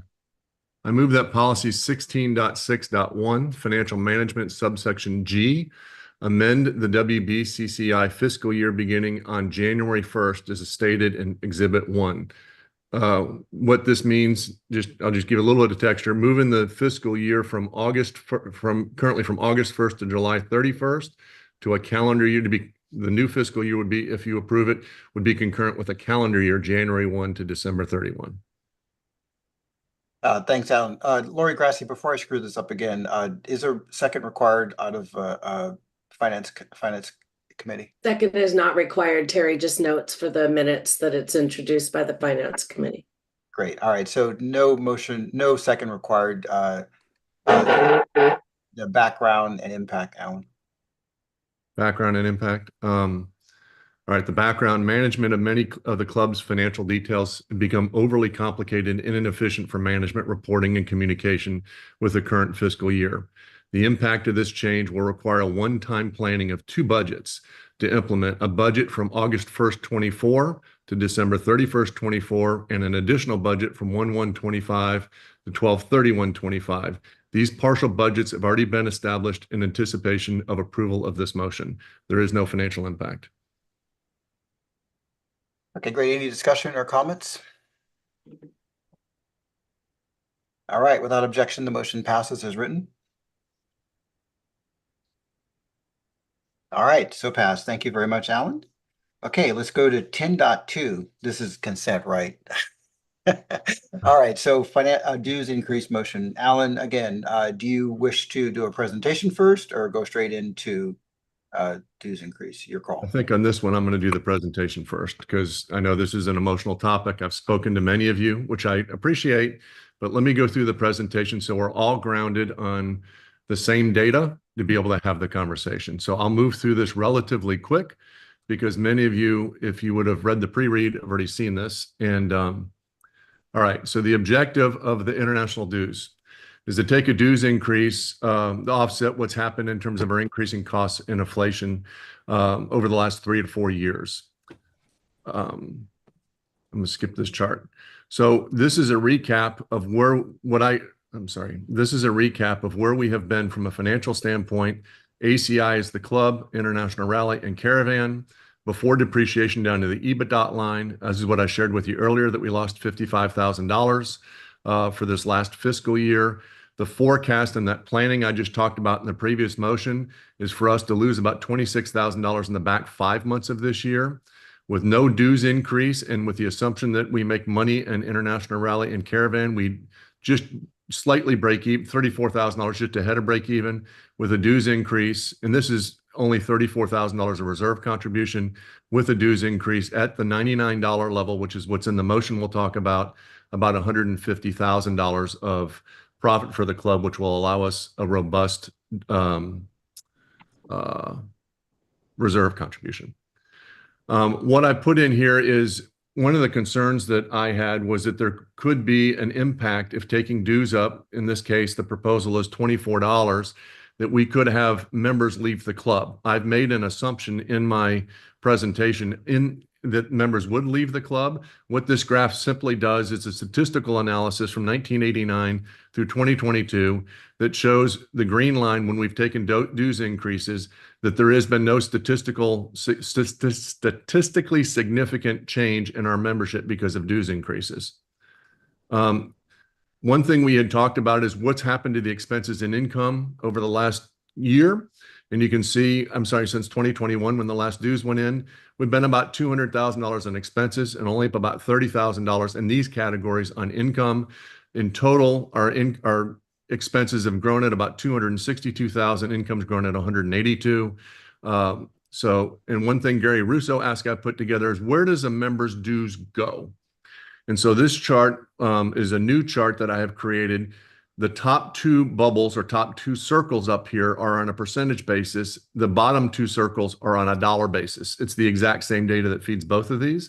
So our income for the club is about $96, is about how much we take in income right now. It's not just member dues, but we've got Blue Beret income and merchandise income. There's other things that contribute to our income. Our expenses are about $105. $63 of those 105 are headquarters office, $11 is publications, and et cetera, and so on. One question that was asked was, with this new building, the mortgage is roughly $45,000 a year. That's got to be the cause of why we're spending more than we're taking in. If you isolated the impact of the mortgage, it's about $4 per member is what it is. And it's in this headquarters number. So although we've got a gap here of about $10, the new mortgage on the building is only about $4 of that differential. So it's not the mortgage that's creating our imbalance in expenses versus income. I've shared this deck with you all, obviously, in the pre-read. This is a chart of historical dues starting back in 1989. Every yellow bar shows when a dues increase was taken. And then over here on the far right is if you were to adjust the dues that we're taking in by inflation, this is effectively what would happen with a dues adjusted inflation number. So for example, in 2021, we took a $75 increase, and we should have taken up to $80 or higher in order to cover our expenses at the $80 level. That's making the assumption that $75 appropriately covered our expenses. The proposal is at $99, which gets us slightly ahead of the inflation adjusted number for about 3 years, and I think gets us in a pretty good spot. Attrition wise, what I've done here is a graph, and what this simply tells you is we've got 9,630 members, as Lori said. Every year, historically, we lose about 15% of our members through death or through people selling their Airstream or just leaving the club. I assumed that we would just recapture what we lost. Now, this past year, we grew our membership 5%. So we lost our members that left the club, but then the new members we took in were 5% higher than what we lost. I assume conservatively that we just recapture what we lost. If you take a dues increase at these different levels here, okay? Let me turn it. I need to stop and pee. Do you want an ice cream cone? No, because I've got the cheese and crackers to eat. I don't mind stopping for Laura, ice can cream. you mute that person? Yeah, we're getting it.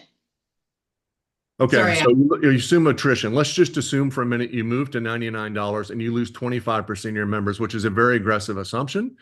You would still break even. The green are break even points with attrition. So all that being said, then in attrition, if you do lose part of your members at any of these dues increase levels, if you lose more than 15% of your members at the $90 level, then the dues increase was a bad idea. Okay, so that's all this chart simply tells you. Banking fees, I'm going to skip because this is really about dues increases. So I'm going to skip the banking fees. So, well, let me go through banking fees real quick. Sorry, let me back that up. So banking fees is a substantial part of our expenses right now.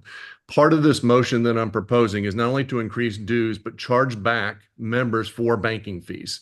So, and the banking fees right now, everybody thinks, well, it's only 3%. Well, it's not 3%. It's actually more than that. So right now, on this far left column, if member dues are $75 and you join one club, okay, that's $95. Your bank fees are about $3 on that. That's an effective rate of 4% because what we pass back to the clubs is the full $20.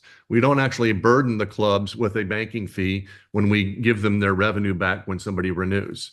If you move to where somebody, let's go to the right, far extreme, let's assume that somebody belongs to 5 clubs. They renew their membership. They belong to 5 clubs. They belong to 4 intra-clubs. That's a $265 dues renewal they pay. Bank fees are $8, so the effective rate's about 12%.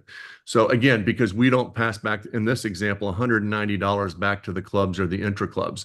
So the banking fees right now across the club are about $150,000 a year. It's about $40,000 for the club for renewals, about $50,000 for international rally, and about $40,000 or $50,000 for caravan. So it's almost $150,000. So again, what the motion says is we'd like to actually charge back. We'd actually like to increase the dues from $95 to $99, or $75 to $99, and charge back the banking fees in a 2-step process.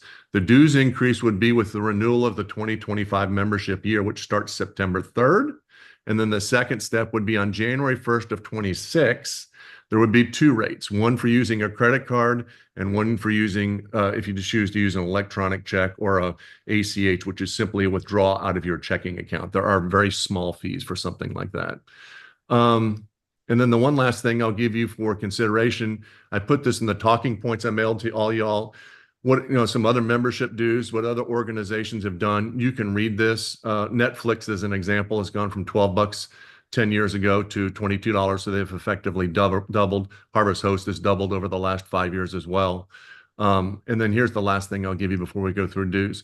When I know there's been a lot of emotion about it being $24. So I thought I'd put together something fun and said, what will $24 buy you today?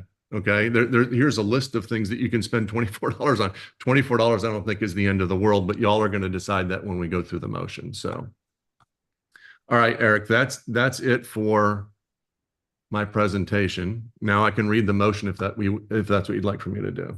Before you read the motion, I would see if there's any comments or questions from the board on. Eric, actually have him read the motion before questions. Okay, Alan, if you could read the motion, please. Okay, I move to amend policy 4.12.2, international dues, to increase the annual dues from $75 to $99, effective at the start of the January 1st, 2025 dues cycle, and to recalculate the annuity tables to coincide with the dues increase. I further move that effective January 1st, 26, a convenience fee equal to the credit card processing fee for dues be charged back to members at the club, and that the club absorb bank draft ACH electronic check fees, and to revise policy 4.12.3 lifetime membership section B to account for membership anniversary renewal dates as stated in Exhibit 1. Okay, no second is required because it's from a committee. If you could please read the purpose, impact, and background. And if you have any amendments to this, now would be a good time to introduce those before we start questions. and Okay, comments. I'll Can read I the offer purpose. an amendment, Eric? Hang on a second. Yeah, let me read the purpose, impact, and background, and then Sean will go to your amendment. So the purpose and impact, as allowed by the WBCCI Constitution, Article 10, Revenue and Dues, the Board of Trustees shall fix and determine the amount of the international annual club membership dues levied and collected from members. This motion aims to bring the yearly dues in line with inflation. The impact of this motion is to keep the club fiscally sound with a dues increase. Additionally, a convenience fee will impact members who choose to pay their dues by credit card. The background, it's okay, I'm not going to read the background, Eric, unless you want me to. It's all the financial numbers that were in the schedule I just shared with you. No, I just, Perry, if you could record that he waived reading of the background, please.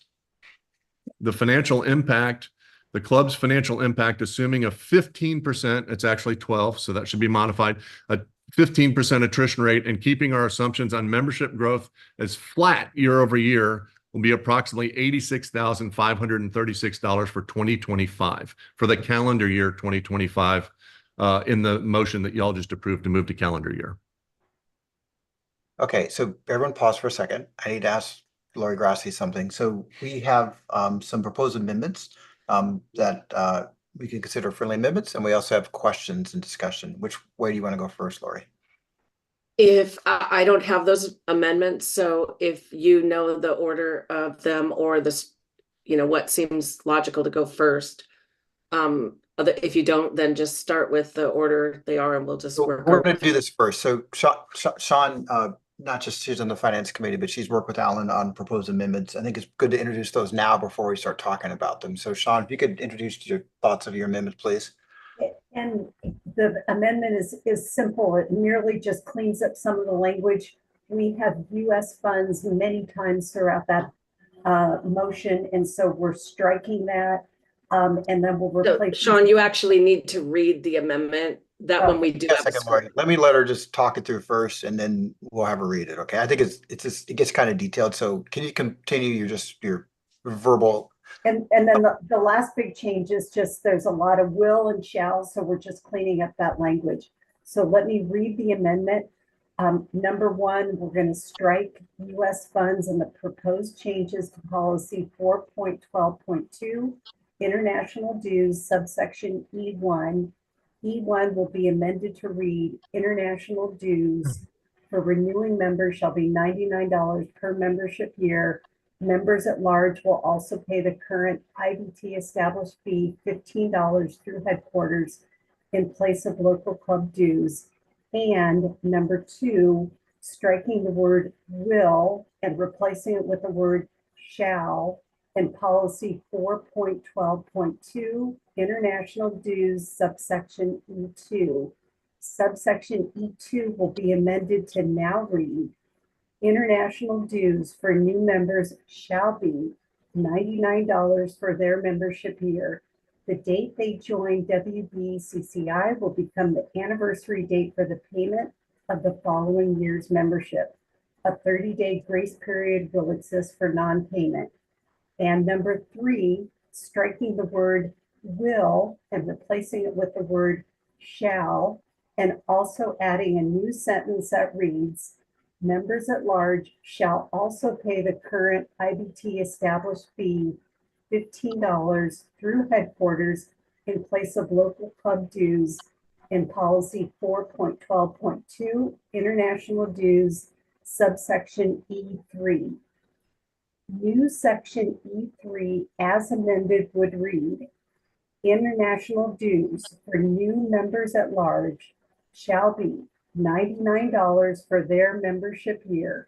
Members at large shall also pay the current IBT established fee, $15 through headquarters in place of local club dues.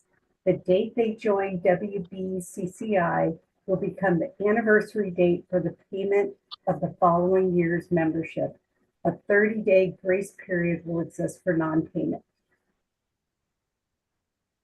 Okay, One thanks, important Sean. statement is I propose this amendment to remove unnecessary reference to US funds as it is redundant and to be consistent in terminology with the use of shall in place of will, and to be specific that all members will pay the same dues amount whether joining a local club or renewing. Thanks, Sean. And so, by the way, the Roberts can get quite confusing. I'm going to try to navigate through it so y'all understand what's going on, right? So Sean has a proposed amendment. Alan, as a motion maker, do you consider that a friendly amendment and you want to move forward with that as amended, proposed amended? Yes. Okay, so now we'll go to questions and discussion. And then before we vote, we will restate whatever we end up with. Okay, so we're not voting yet. Don't worry about it. So now questions for Alan or on it. Tracy and then Jenny. Hey, good afternoon. Thank you so much. So obviously, like many, I went out to the membership to get some input on this, and we had a good response. But the question was raised is if we have to do this in 2025, or if we would be willing to push it out a year so that members better understand the financials for the club and why this is necessary. Is that something that could be considered as a push out for a year? You know, you can certainly consider it. What I'd tell you is we've been losing money on the club for the last 2 or 3 years. And at this point, we haven't touched the remaining $200,000 of CDs. When I went through the balance sheet information, it showed you how much cash we had on hand and how much was related to the rally. We are cash strapped right now. It's not that it's not going to recover, but we towards the end of a year when we don't have members renewing at the rate that we do in January and February, the cash starts to get thin. So likely we would have to dip into at least one of those CDs, the $100,000 CD, in order to be able to have funds to sustain the club for the next year. Just because, like I said, we lost $55,000 this past year. We're forecasted to lose $28,000 in the downhill. It's almost $100,000 just in the last 15 months or 17 months. So you can push it out, but I think you're going to find yourself in a position where you're going to have trouble protecting those CDs. So Tracy and the rest of the team, as we go through the question, so we finish the questions, y'all have the opportunity to propose an amendment to it. So, but let's get through the questions and discussion first, and we'll kind of see if there's objection to adopting. And if there is, we'll do it like we did in the last one. Jenny and then John. These tend to be really emotional issues, I feel, for a lot of people. They stand on it's the principle of the thing, and it gets easily lost that it is really just dinner for two at Waffle House. It is paid for in one courtesy parking visit, and I feel that it's really important we do pass this because we want to sustain the financial health of this club. You can argue, well, these people will be upset if we're not careful. We don't have a club to be upset about. And I would really hate to see something like that happen where we became desperate. I would say pass it now. It's not going to be easier to pass it in a year. I'll tell you that. We're going to be at the same impasse that, maybe we should split it into 2 years. That doesn't really address the problem. And the issue for us as an IBT is to address the problem. It is to make these tough decisions and manage the administration of our club. We're doing it very transparently. There's nothing unseemly about what we're doing. It's unfortunately pretty much out of our hands due to all this inflation. So I would recommend, it's tough, and it's real tough to go back to our members and say, I voted to support this club by moving it forward. But that's exactly what I'm going to be doing. Thank you. And by the way, we're going to try to keep this at 30 minutes of Q&A. Normally that's a lot, but this is an important topic. Okay, so John, Michael. This is an emotional issue. I arranged a meeting with Alan to come in and talk to my vice presidents and all my presidents. And we had an hour discussion, and he ran through everything beautifully, explaining everything just as he did with the IBT when we were all together. And all the presidents went back to their members and discussed it. And unfortunately, it's overwhelmingly no on the $24 from the members. And but they said that they would agree to a lower amount. They understand the needs of the club, and they would go up to a possible $15, but not $24. no big difference. I don't quite understand, as Jenny just pointed out, the need for it and so forth, but that is their opinion. And also, the second issue is the ACH checks, and this is something that quite a few of the members, we discussed this with the presidents, are not going to divulge their bank number or their routing number. They don't want that to be public. And because of the hacking that's going on with various things that's happened in the past, they don't know if it's going to be secure, even though all the banks say it is. Haha. Well, so I would suggest, and I don't know how to, it'd have to be another motion, I guess, that we not do the ACH and we just charge the clubs the fees that go back to the members pay the fees on top of the club dues. And that way we'll get everybody involved. It means that the clubs would have to vote to have their dues increased by the percentage or by $3 or $4 or whatever it is over what they charge, which is either $10 would go to 13, 20 would go to 24. But that was the strong impression I got from all the presidents, that not only would they go to a $15, but not the 24, and also that they don't want to do the ACH, but if they would agree to an increase for members paying back what would be the overage for bank fees for the club dues. Thank you. Thanks, John. Michael and Gary. All right, I'm gonna bring a little humor to this. I am an engineer, so this is not emotional. It's a numbers thing for me. In discussing this with my membership in Region 1, the $99 is a little bit of a bridge too far. Alan and I have had numerous conversations, a couple. One was very lengthy. I plowed through all the club financials and what Alan's provided to me, which was very good. And I compared them to my business model, my particular business. And I think that the issue primarily is that we need to get more aggressive on a line by line of where the spending is and how to reduce that spending in numerous areas. I outlined with Alan several that I think could be very viable. As a Region 1 president, I will not be taking money from the club for my travels on the region. That's something I'm going to personally do for myself. Eric, I think you mentioned something similar for yourself. I think there's other areas. There's a long list of them, actually. I think what we should do is propose a compromise, meet in the middle on this subject. I think the membership can get behind that. I'm proposing that we have a dues increase to $85. That'll buy us some time to right the club a little bit, get us back into more of an even keel, and buy time to go through the line by line and go out for competitive bids in some of these situations and try to reduce costs down. That's my idea. Michael, and we're going to collect all the comments and we'll kind of give it back to Alan and see where he wants to go. It's Gary and then Chris. Okay, Michael took some of the thunder that I was going to be talking about. In essence, I've had multiple conversations with not only the members, but a couple of the presidents within my region, and they've all come back to the same thing. They are more than willing to pay a convenience fee. They're used to, say, for example, going to the pizza place and having to pay a convenience fee. So they don't have any problem with that aspect. The others aspect was that FMCA, their rate was thrown in my face multiple times. They're charging right now $60 a year, and out of that 60, $10 the first year is for processing, and then after that it's $50 a year. And if you watch their website, they also have occasionally a break where it's $40. So I've got that. The other comment that I had is the feeling is that we're paying for our past sins, that people are upset about that a lot of the finances were not transparent and we're now paying for these past sins. I floated out the 85% of the $85. It appears that would be a stopgap because that would allow us more time to do exactly what Michael is recommending, that we could go through the line items and do a more competitive bid on a number of these topics. And it will give us time to, as I said, to reduce these line items.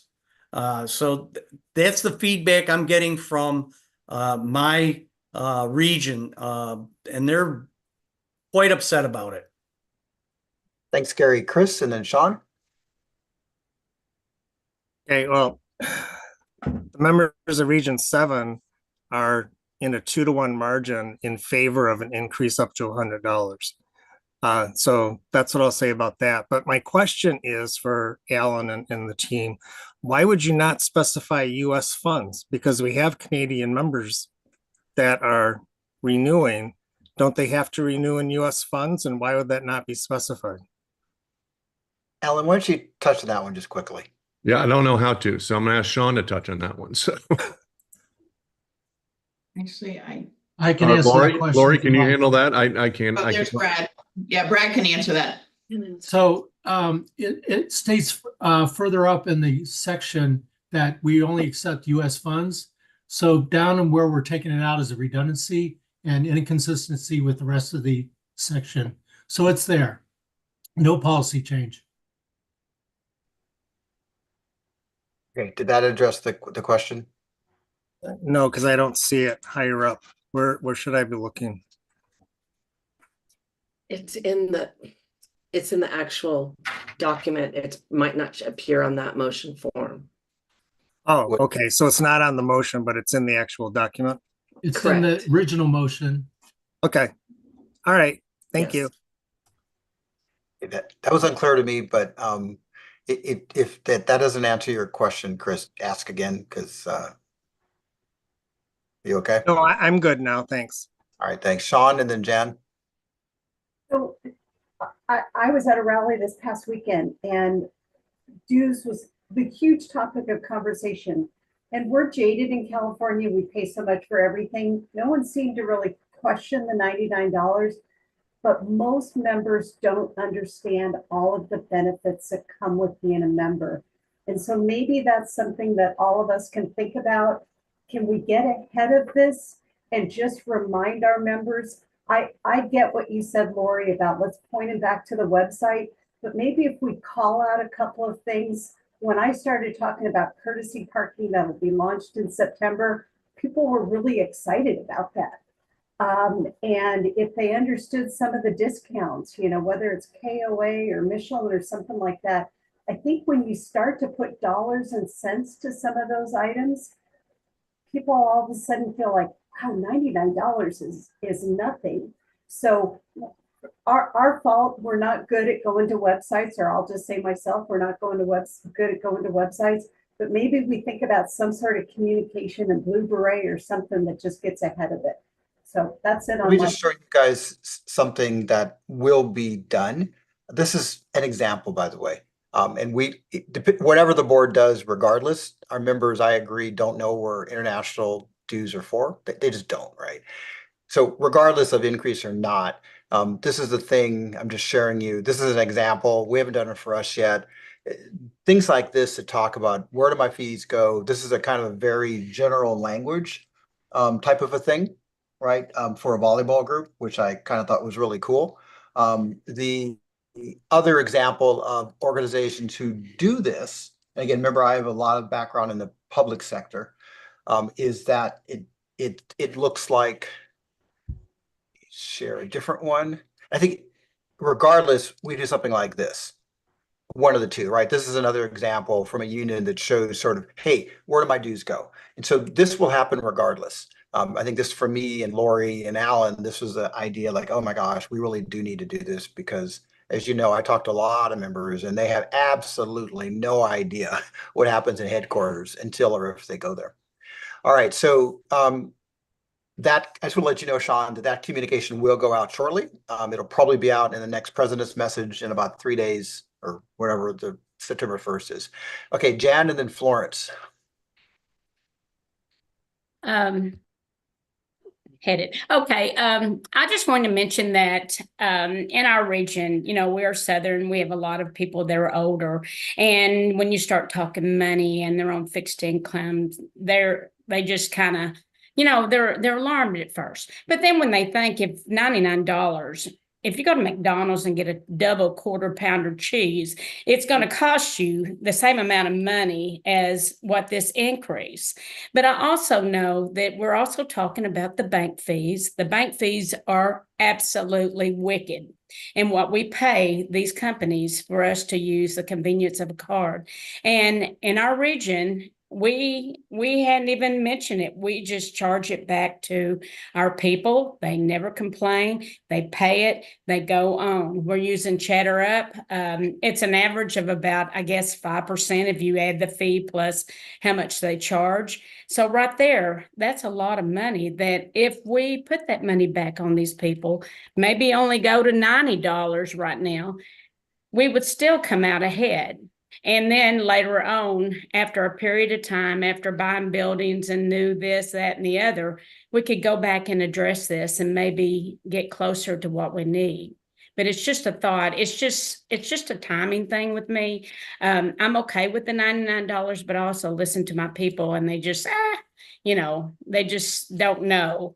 But it's a great club. There's so much to offer. So many people out here. I mean, our friends, look at all these people right here and the people that are watching at home. And that's worth $99 to me. Thank you. Thanks, Jan. Florence and Millie. My region's local club presidents also didn't really raise an eyebrow to the proposed increase. But what I'd like to ask is if Alan could dig up the chart he showed on the different levels of increase versus inflation. And if we want to go to a lower dollar amount, we're cutting ourselves off at the knees because we're just going to have to do this again sooner. So I'd like Alan to maybe say that better than I just did. No, I think you said it well, Florence. I hear everything all y'all are saying. And Michael and I have talked about the $85 and looking at the expenses, which is what we're doing as an example on the insurance policy. The insurance cost us $35,000 a year. Will the committee come back with a recommendation that'll save us $2,000 or $3,000? Maybe they will. And I think when you look through all the other items in the budget, it's a matter of time to be able to rip in all that stuff. I mean, I'm not doing this full time. And B, I don't think you're going to see the dollars falling out of the sky like you think you are, because I think Lori and her team have been pretty responsible. Like she just moved over from Dropbox to OneDrive to save money. We moved the emails over too. I know the emails are expensive, but to the $85 point, look right here in 2022, the inflation adjusted number was $86. So the $85, it still puts you 2 to 3 years behind. I was going to share this chart with you as well. So this is one of my favorite charts. Back to 2017, all the way through the 5-month period, and then the 2025 calendar year. This is what's happened on the club after depreciation. We've lost money every single year. And then you down here at International Rallies bailed us out. Okay. And the caravan hasn't really helped at all because basically over this period of time, it's been relatively net neutral, right? $5,200 in the hole. And then when you look at it bottom line, when you include everything, you got a lot of red down there. And so I don't know that $85 is going to be enough to get you to where you need to be, given this chart over here that Florence was just talking about. So I don't know if I said that more clunky or not, but that's kind of my point of view. So. Well, and just quickly in closing, we did a messaging campaign for the finance director election that was highly successful, and the turnout proves that. I think we can do a messaging campaign again after this board passes this today. And once people understand the why and the timing and the forward-lookingness of this, we don't have to come back to this issue for handful of years.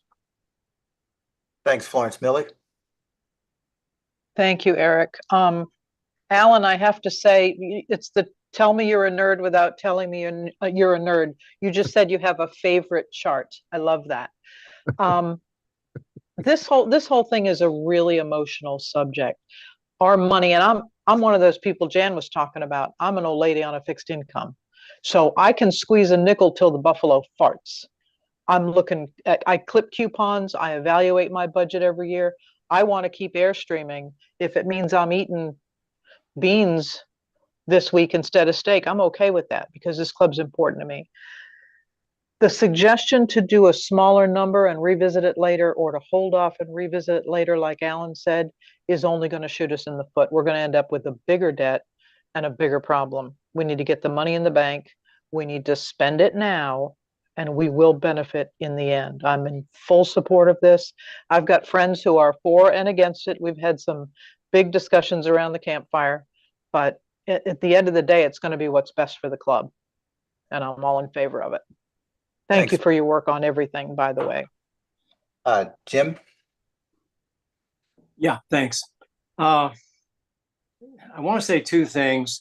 The first one is, if we make this a two-step increase, then we get to be displeasing our members twice in a shorter time period. That's not a great thing. The other is, I understand we need to work to the will of our members. But if our members tell us to go and hold a 1-iron up in a lightning storm because it's going to be the right thing to do, we're not going to do it. If our members tell us, no, keep rowing, it's where you're going the right direction, and it's not the right direction, we are the leaders of this club. We're responsible, and we're responsible for not letting this club go into the red. And yet here we are. Sure, there's that argument about past sins, but no, we've been doing dues increases.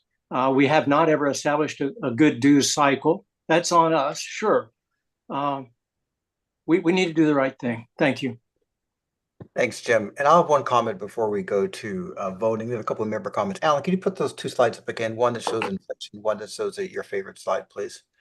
So one of the nice things about having a strong finance function now, and why it was part of our strategic objective to do that, the other one first, please, inflation, is that we actually now have data. And so when our members say it's sins of the past, you can just look at this chart right here. There is absolutely nothing in this chart that talks about how we choose to prioritize our project. This is simply an inflation. And so I think that's one thing that you can tell your members regardless how we go. The next chart, Alan, shows to what Jim was saying, is that we really wanted to have a strong finance function because we've been running in the red as a club since 2018, if not earlier. This is not a new thing. What's new is that we have the team that can bring this information and data as opposed to emotions to the board, and then you guys get to decide, right? But this is, I think it might be my favorite side also, Alan, because it's actual real data. It's not assumption, it's not emotions, it's not the cup of a coffee. It is a reality that our club has had a problem for at least back to 2018 that we've not addressed. So I just want to share with you guys this as you talk to the members, because it is kind of confusing. All right, thanks for the screen sharing. So now I have a couple comments from members, and thank you for the members that this is through the chat. I'm going to read these because not everyone can see the chat. The first question comes from Gail Harrer, and this may have been addressed already, Alan. This is kind of for you. Her comment is that the dues increase is $99 is because of the building purchase that has been made. The regular income and expenses for the club has risen in line with the increase in membership. You could address that if you have an answer for that. I think you may have. So if you look at the building costs us about $46,000 a year on a per member basis. It's about $4 from that chart I shared earlier.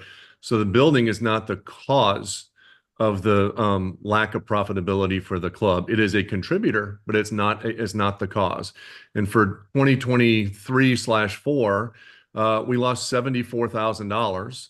I'm sorry, $80,000. The building was $36,000 of that 80. So if we had not purchased the building, you still would have been in the whole 50 grand, roughly, rough numbers, $45,000 to $50,000.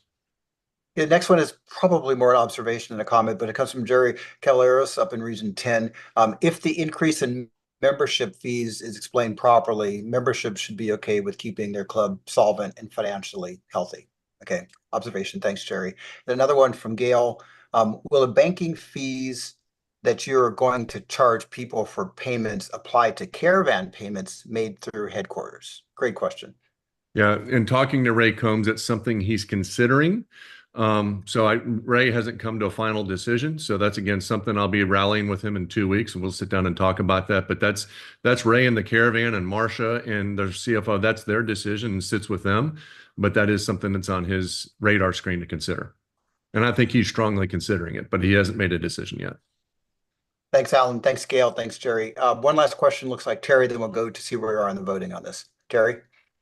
So Alan, I'm a little confused about what you just said. So Ray is considering having the caravan participants pay the credit card fee as opposed to headquarters absorbing it? Yes, the answer is yes. That's just ridiculous. I mean, I'm not sure. Let me interrupt. I got a message from Ray that he was supportive. He couldn't be here today to comment, but he was supportive of taking both actions necessary. He was just trying to work out the details, was the way I understood it. Let's probably let Ray weigh in on this. Yeah, privately that's good. before Thank you. All right. So Ray's great. He's, as John Becker knows, the job of leading a caravan is ridiculously challenging. So, and the money that flows through our caravan is crazy, which is good. All right, so we're going to start with basically, without objection, the motion 2024.24 dues increase with the amendment introduced by Sean Blum. Without objection, passes. Is there an objection?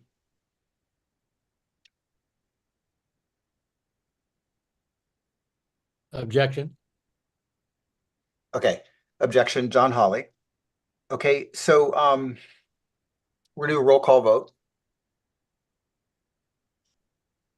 And this roll call vote is to adopt the motion as written and amended by basically $99. Has the amendment passed? No. The amendment was accepted as friendly. Okay, accepted as friendly. Okay, so we don't need to vote on the amendment. Okay, thank you. Just for clarity. All right, roll call. Past President Mona Watts.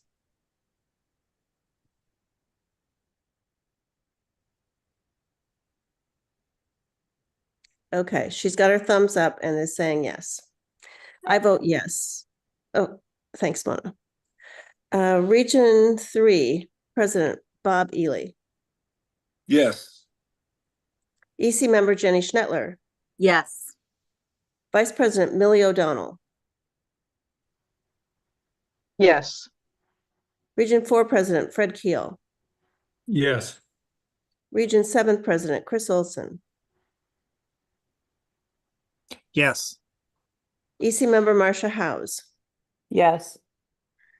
Region 6 President Jan Hevener. Yes. EC member Kendall Felder. Yes. Region 9 President Tracy Elkins.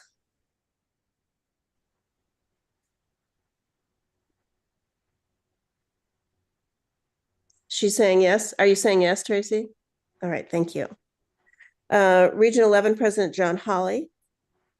Notwithstanding my personal feelings, no. EC member Jim Cock. Yes. Region 2 President Gary Russo. No. Region 5 Susan Bishop. Yes. Region 10 Florence Tremoni. Oh, yes. Region 8 Ed O'Connor. Yes. Region 1 Michael Junta. No. Region 12 Sean Bloom. Yes. EC member John Becker.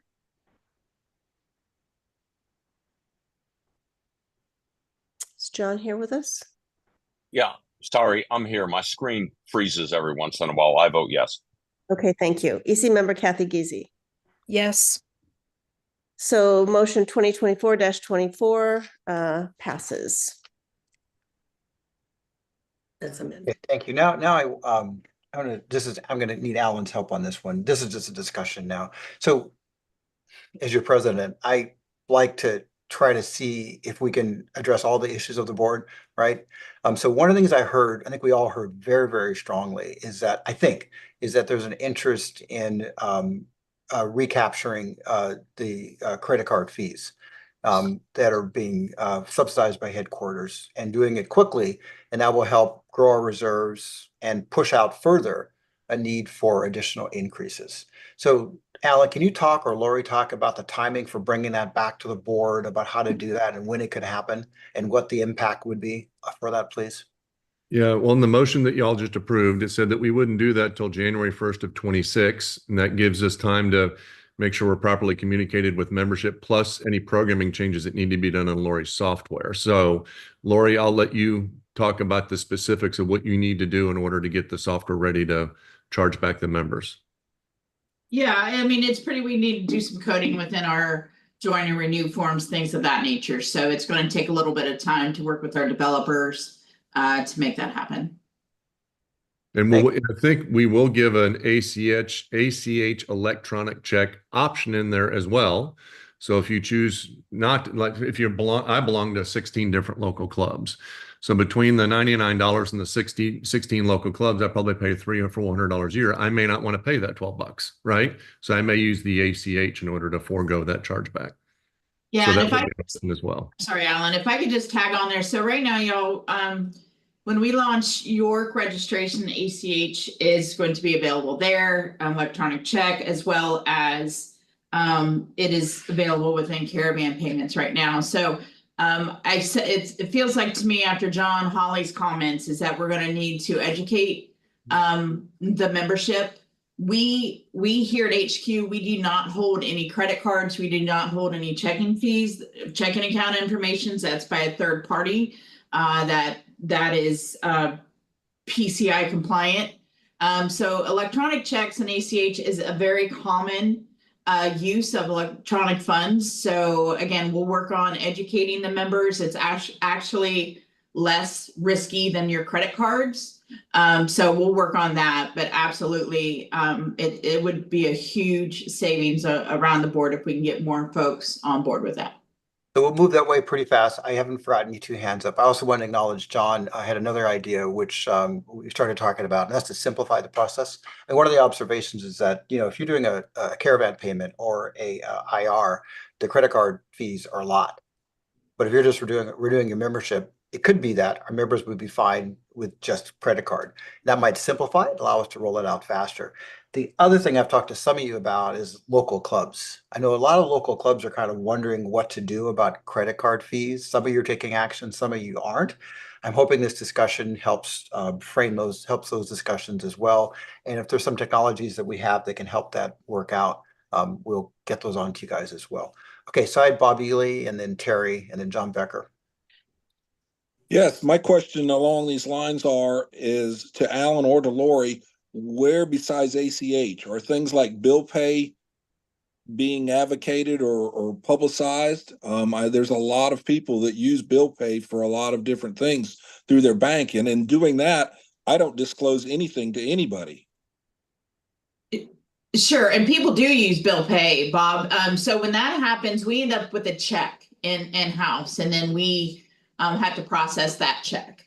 Right, so, but there's no cost associated with that process, right? Not on the banking side, but it is more labor intensive than electronic processing. Okay, all right. So I mean, it's kind of the same, if not maybe a little more expensive, because we don't handle checks like the old days, right? We just don't. So when we do get checks, I almost feel like they're kind of a speed bump in the road, right? Because we're used to electronics and moving things. And then it's like we get checks and it's like, and then things are a little bit different. Okay. Okay, and I see you, Terry and John. One other question I want you guys to clarify is impact for lifetime members, because that's something that y'all may or may not have thought about. So lifetime members are locked in at their rates. Well, there's zero for now, from when they locked in. So what we've typically seen in the past is a bump in lifetime member registrations in advance of a dues increase. Don't know if we'll see it or not, but I'm sure Lori and Al are prepared to adjust the lifetime. I think it's in your motion, but adjust It's in the life. motion. It's in the motion. Yeah, we'll adjust it. Yes. Great, thank you. Okay, Terry and then John. So Lori, it seems to me, and I don't know the workings of your office, but it seems to me that there could be two rates. One, if you want to use your credit card, and one if you don't. That seems pretty straightforward. Does that have to be dealt with in software? Yes. Is Yeah. that? Well, it's a little more complicated than just, yes, it is simple, but I'm not the tech person, but there's a lot of touch points, right? The forms within our data, and then it goes to the payment processing. So there's a lot of things that need to transpire there. So are you saying that that'll take a year to do that? No, but with this coming into our busiest time of year, we do not want to make any adjustments to our database. We're preparing over the next 3 months to process over 5,500 memberships. That doesn't include the new people. That's just renewals, right? Busiest time. We do not want to touch our database because there's always risk, right? When you're doing a development and pushing new things to the site. So after the big push, then we'll work with our developers to see what it's going to take to make these changes. Okay, thank you. Sure. John? Yeah, I just wanted to quickly state for everybody on the call that Ray sent me a text, and he's the caravan committee chair. He's working with Marcia. He's fine with making sure the caravan participants pay the credit card charge. Bob, to your point, as a caravan leader, I get a number of payments through people's bill pay service. If they choose to use that, I get a paper check. It's no problem. It's no different than another check. And also with the new analysis that's been done, caravans incur more services from headquarters than their current contribution, which a part of the caravan fee goes to them. So Ray's working on, okay, what do we do? Do we just raise the caravan fee and then remit that to headquarters? But Terry, in principle, yes, people who use a credit card ought to pay for that privilege, but it's a matter of also working out the mechanics. As the caravan leader who manages the finances, I had 9 rigs cancel for the caravan I'm running right now. Out of 28 paying rigs, they get a cancellation fee, most of them, but then I need to give them a refund. So a lot of it just, Terry, is working out the mechanics of how does that work when we also are going to charge back for a credit card fee, or do we just get the net amount from Lori? So we are working on it, but in principle, yes, if you use a credit card, you ought to pay for that privilege. Ray has no problem with that as a principle. We're just working out how to implement it. Thank you, John. Since we need to close this up shortly, so a couple more questions. Lori, is your hand up, or is that? Yeah, my hand is up, Eric. Thank you. And I just want to make you all aware that starting September 3rd is when we start collecting for 2025 dues. So we will start very quickly on a communication and letting our members know about these changes.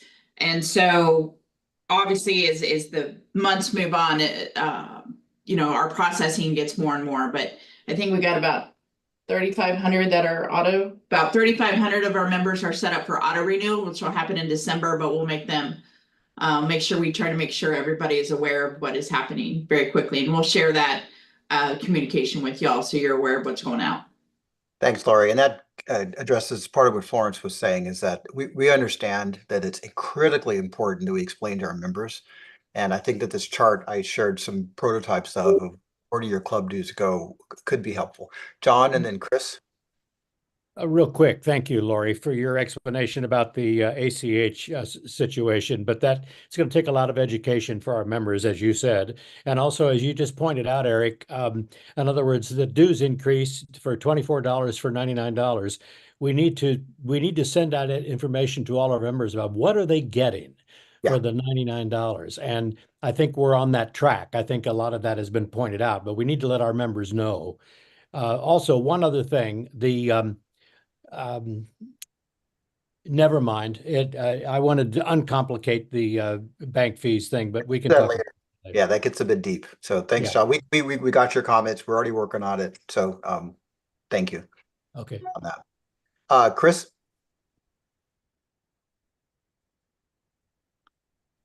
There we go. There you Okay, go. just real quick. In the Minnesota Airstream Club and now in Region 7, we charge people if they want to use PayPal to pay. And if they need a refund after they've already made a payment via PayPal, both the region and the Minnesota Club and the West Cup Club, by the way, do not refund the PayPal fee. Right. So that is a cost that the payee absorbs, not the club. Just throw that out there for thought. Thanks. Okay. Okay, I'll do one more. Florence. My comment is not on this subject. On motion to change fiscal year that passed, Alan, will there be or can there be educational session with the region presidents who want to change their fiscal years so that we can trickle down to the local clubs on how to do that? Yeah, yes. The answer is yes. I can do web education, Zooms, Teams, whatever. I also have a document put together that I'll send out to all y'all at the conclusion of this call that talks about if your region or your club would like to change its fiscal year to be concurrent with the calendar year, then here's what you need to do. And it's got all the IRS forms, one IRS form you have to file and how you would file for the 5/12 year and for the new calendar year and wind up your current fiscal year. So it's all laid out very clear. And I'll get that out to everybody, and I'm happy to supplement that with calls. Myself or Sean or Chris, any of the finance committee members can certainly do that. So. Okay, and also just wanted to acknowledge that a couple of you region presidents mentioned good comment that are we looking to the extent that we need to be at looking and getting our costs down to looking at contract negotiations, pruning expenses, haircuts here or there, and get that information to Alan if you have specific thoughts. I think as you saw through his presentation, he's really squeezed this one pretty tight already, but there still could be some things that we can save money on for sure. Last one, Jenny, and I got to move on. Thank you very much. Just a quick question. So for the folks that are renewing their membership as starting on September 3rd, are they paying the new $99 amount? When does this start to go into effect? Yeah, the motion actually described it as with the 2025 renewals. So if you're renewing September 3rd and that's your anniversary date, then you pay the $99. So yes, it starts with the renewals. We specifically didn't say January 1st, 25, because there are a number of people that actually pay their bills early. And if I set it for January 25, I wouldn't see, I had this pulled up, Eric, and I know you're going to kill me. Here's the renewal. Here's you'd asked earlier, Terry, you had asked earlier. Here's the renewal schedule of how many members renew and when they renew for both members at large and general. So a large chunk of this 5,100 may pay their dues in November, and they're going to be paying the $99. And of course, if you're life member, there's no change, of course. Correct. Okay, thanks, Alan. Thank you, finance team. Thank you, board. Typically, I would schedule a break, but we're going to keep powering through this. If you have to take a break, just mute your button, turn your screen off, and come back. Okay. All right. So we're going to go to item 10.3, which is officer removal. And I think this is Florence who has the motion on this one, I believe. If you could please read your motion, Florence, please. Yeah, yeah, thank you, Eric. As stated in Exhibit 1, I move that WBCCI Bylaws Article 8, Board of Trustees and Executive Council, Section 11, Resignations or Removal, Subsection 3, and Bylaws Article 9, Regions, Section 2, Subsection H4, be amended to align the removal process and declare reasons by which such removal may happen. Additionally, amend Bylaws Article 5, Disciplinary Procedures, Section 2, Subsection H, to allow for officer removal. I'm going to ask Eric how you want me to proceed. Yes. I'm aware. You need a second on first. Is there a second to this motion? I'll second. Yes, I'll second. All right. So what I want to do next is that I want you to talk about purpose, impact first and background. And I know you've worked with some of your peers to come up with some proposed friendly amendments. Okay. But first go through purpose, impact, and background. Okay. Yeah. Because there is an amendment that I'd like to get to. Purpose and impact. This motion outlines the process for removing an international officer, executive council member, or region officer from their position. It aligns these officers' removal process and procedures across the two applicable articles. The impact of this motion is to ensure that the removal process for international officers, executive council members, and region officers is initiated consistently and that the reasons for removal are the same. Background. Longer terms of office on the EC have increased the potential for the need for an officer to be removed. The current ethics and grievance process may be appropriate in situations where the removal of an international officer or executive council member is being considered. It is recognized that a similar process should be implemented to remove international officers or executive council members, as was recently adopted to remove a region officer from office. For either group, there are no stated reasons for removal. Financial impact, there is no financial impact to WBCCI. Thanks, Florence. Now, if you could just share the proposed amendment language. By the way, I just have to thank, I know, Gary, you and your team were really heavily involved and you agreed to take some of this on working with Florence. So thank you much for that. So if you, Florence, kind of talk through the proposed friendly amendment, and then we'll go to voting. Yeah, actually, Brad, are you supposed to be presenting this amendment? That's what we talked about. So if you don't mind, I'll go ahead and do that. I would like Mr. you President. to do that. Okay. Thanks, Brad. Sure. I move to amend the motion number 2024-25, procedure to remove international officers and executive council members in alignment with the procedure for region officers removal by, number one, striking the language using the ethics and grievance process outlined in Article 5 and adding a period ending the sentence after IBT. In the proposed changes to bylaws, Article 8, Board of Trustees and Executive Council, Section 11, resignations or removal, subsection 3. Subsection 3 reads, after this amendment will read as any international officer or executive council member may be removed from office for cause by the IBT. The motion to remove an officer requires 2/3 vote of the IBT. The second change is adding the word code to the list of causes for removal in item number 1 after WBCCI. After amendment, the item number 1 would read violating WBCC Code of Ethics, Constitution, bylaws, or policy. The third change is striking the language using the ethics and grievance process outlined in Article 5 and adding a period ending the sentence after by the region board in proposed changes to bylaws Article 9, regions, Section 2, subsection 8, and subsection 5. After the amendment, subsection 5 reads, a region president or another region officer may be removed from office for cause by the region board. The motion to remove the officer requires a 2/3 vote of the region board. The fourth change on this amendment would be striking the amendment language to bylaws Article 5 in its entirety, which removes the proposed new item 3, adding an option for a member to be removed from office or elected position. Do you accept this motion as friendly, Florence? I do. Thank you. Go ahead, Brad. The explanation for this is the purpose of this amendment is because included language referencing the ethics and grievance procedure in 2 sections was confusing to members. The proposed language in the original led one to believe that the grievance could be filed to remove an officer. In fact, a WBCC leader cannot be grieved for their duty as an elected leader.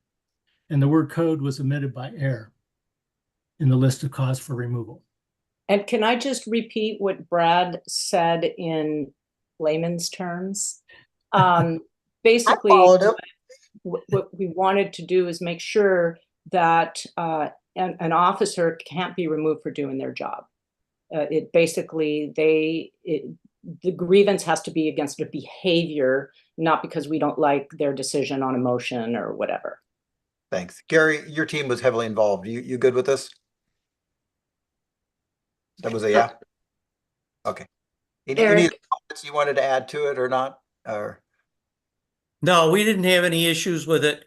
I mean, we've Florence and Brad and I, we dealt with this a lot, and I think we've got the verbiage down the way we want it.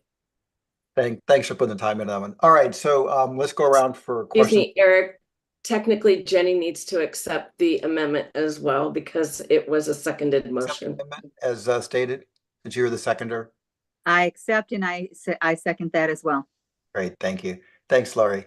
Okay, question time, Michael?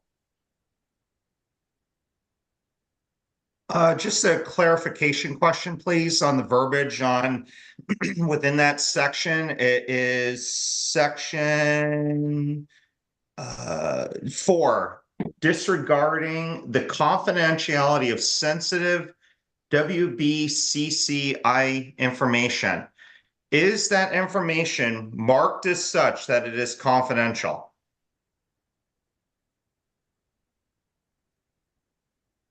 I'm looking for either Florence or Brad. I'm looking for where you're reading this. Sorry. It would be in the cause, Florence. List of causes. It is not marked as confidential. Florence, if You I could, guys- I think what he's trying to say is, if you were going to hold an officer's feet to the fire for divulging something that was supposed to be confidential, would the item have been marked previously as confidential? Is there some way? And normally, Michael, what we do is it's brought up in a meeting. The president will say, okay, we're going to keep this to us for a moment until we're done, that sort of thing. It's normally very well known that those things are not to be spoken of yet. Right. Does that make sense? And that's part of, isn't it part of how we deal with the ethics and grievance process? Mike, you muted. Michael, you muted. We missed that. It was probably good, but we missed it. Sorry. Millie, I appreciate your response. However, there's some vagueness there that I think could be disputed. If a document is marked confidential, then it's undisputable. That's all. I'm sorry. First, before we get some other questions, Michael, you propose this as a friendly amendment to this, to something that says any specific text at all, or just an observation? No, I think it's a friendly amendment, is to say that the document should be marked as such. That's all. So before I just want to get a sense of Florence, Brad, where you are on that. I can see Lori getting Eric, very I think agitated. Lori needs to say something first. Okay. We did discuss this in the meetings that we had with Gary and his team. And I think that Michael's comment could easily be added at the end of number 4, allowing due process, disregarding the confidentiality of sensitive WBCCI information that is marked as such. If we just add those words, if that is approved. Okay, so I understood that. Where'd you go, Michael? And then looking at Florence, is that something you would accept as a friendly amendment? Can I hear Jim's comment before I do so? Sure. We'll go to Jim and then Jenny. All right. I agree with Michael's point completely. However, we discuss sensitive items. They are not necessarily printed matter. In those cases, our president often tells us in meetings, this is not for sharing. An example would be an ethics and grievance discussion, not the printed part, just for an example, but this isn't just about ethics and grievance. It's also about harvest host negotiations or other things. So we can't, I agree with Michael, but we can't cover the exigencies of verbal by doing that. And those are just as important, I think. Okay, so Jim, we're trying to get this. I think we're close. Jim, if it said marked as or stated as confidential, would that address your concerns? I see nodding heads. Gary's nodding. Jim's nodded. Yeah. I think everyone nodded on this one. Okay, great. Lori Grassi, can you capture that? Because I think you have the best grasp on this at this point, you and Brad. Jenny and then Terry. That's exactly what I was going to say, that so much is stated. So let's include stated or written. Thank you. Terry? And the good part about that is that we record these meetings and we are going to record EC meetings. So anything will be recorded. So we can always refer back to whether it was indicated that it should not be shared. Okay. Okay, so we're going to go to see if you guys accept the amendment as stated without objection. I just want to make sure we understand. So we've got what Brad read. That was pretty clear in layman's language. Michael, your proposed amendment added the text. Lori, if you can read it as written or marked or spoken. Read that please again so we all know what it says. Disregarding the confidentiality of sensitive WBCCI information is already there, and the additional language would be that is marked or stated as such. Okay, thank you. So without objection, this motion is amended passes.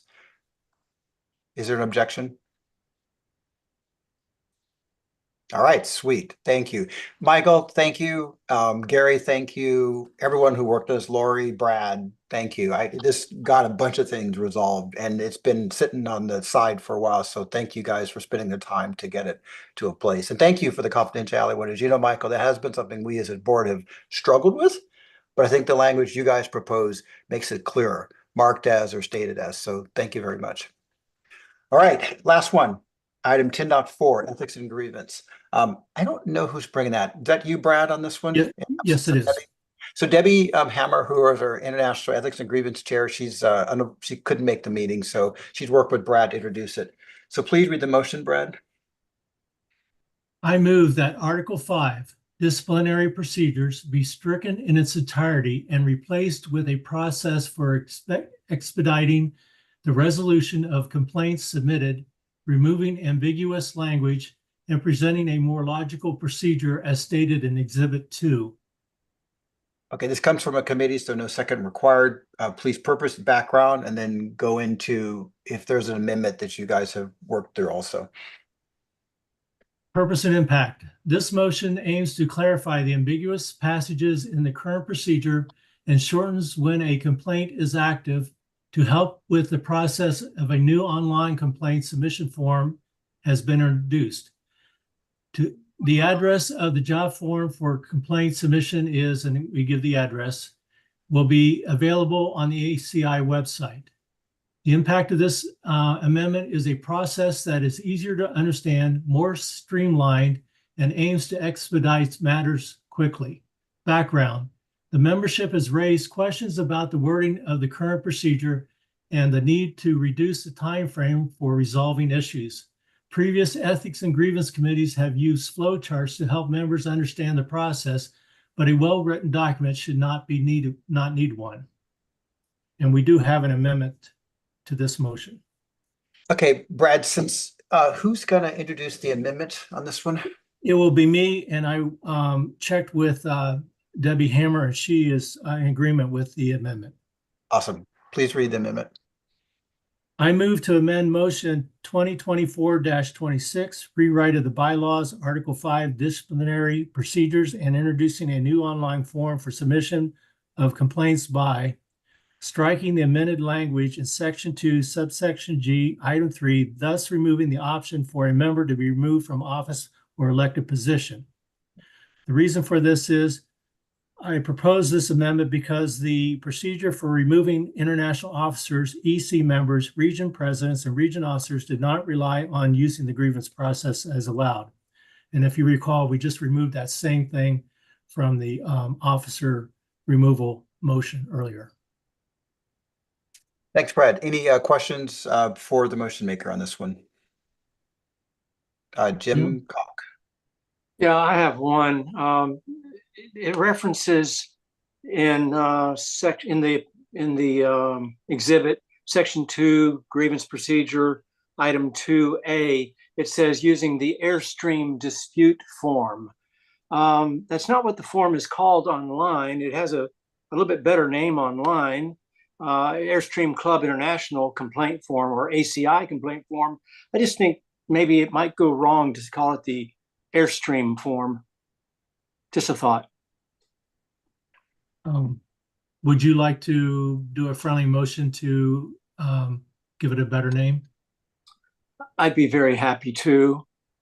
I move that we amend Section 2 grievance procedure, item A, sub A, to say in writing using the ACI complaint form.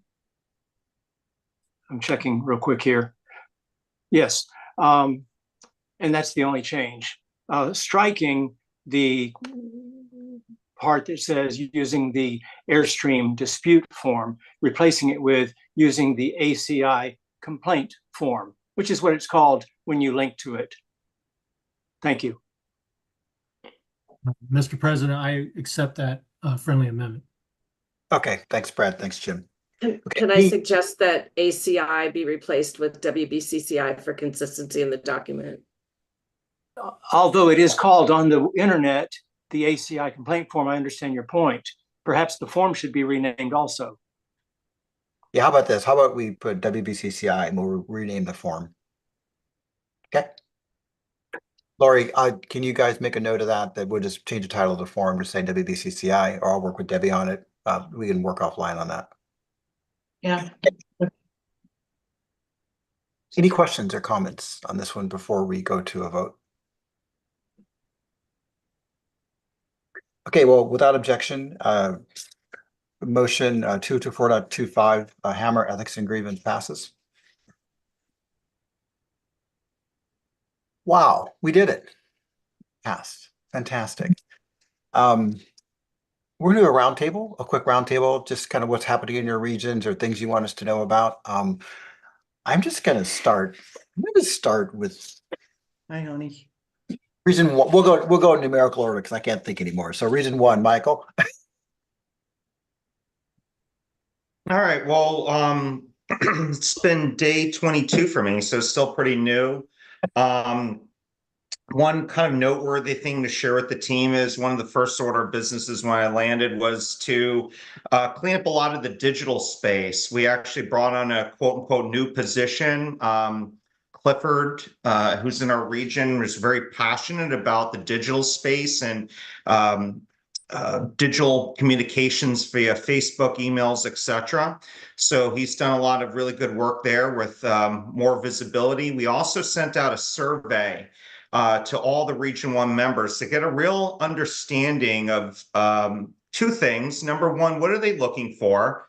What are they happy with? What are they unhappy with? And also combining, trying to get to some volunteerism from our membership. One of my biggest challenges and opportunities in the same breath is how do we get more engagement from our members? I think I've talked to some of you on and off over the years, and it seems like, and I'm curious what others have to say, but it seems like it's always like the 80-20 rule or the 90-10 rule, where 20 or 10% of the membership is always out, always active, and we want to see those other faces. So that's going to be kind of the focus for the next few months. Also, the final bit of this is getting out myself and Rich Collins, my first VP. We will be doing in-person installation ceremonies for all the new incoming presidents, vice presidents at the local clubs, and we're excited about that. So keeping it short and brief. Awesome. Thank you, Michael, and welcome. We're looking forward to working with you. Been fantastic. John, do you have your hand up?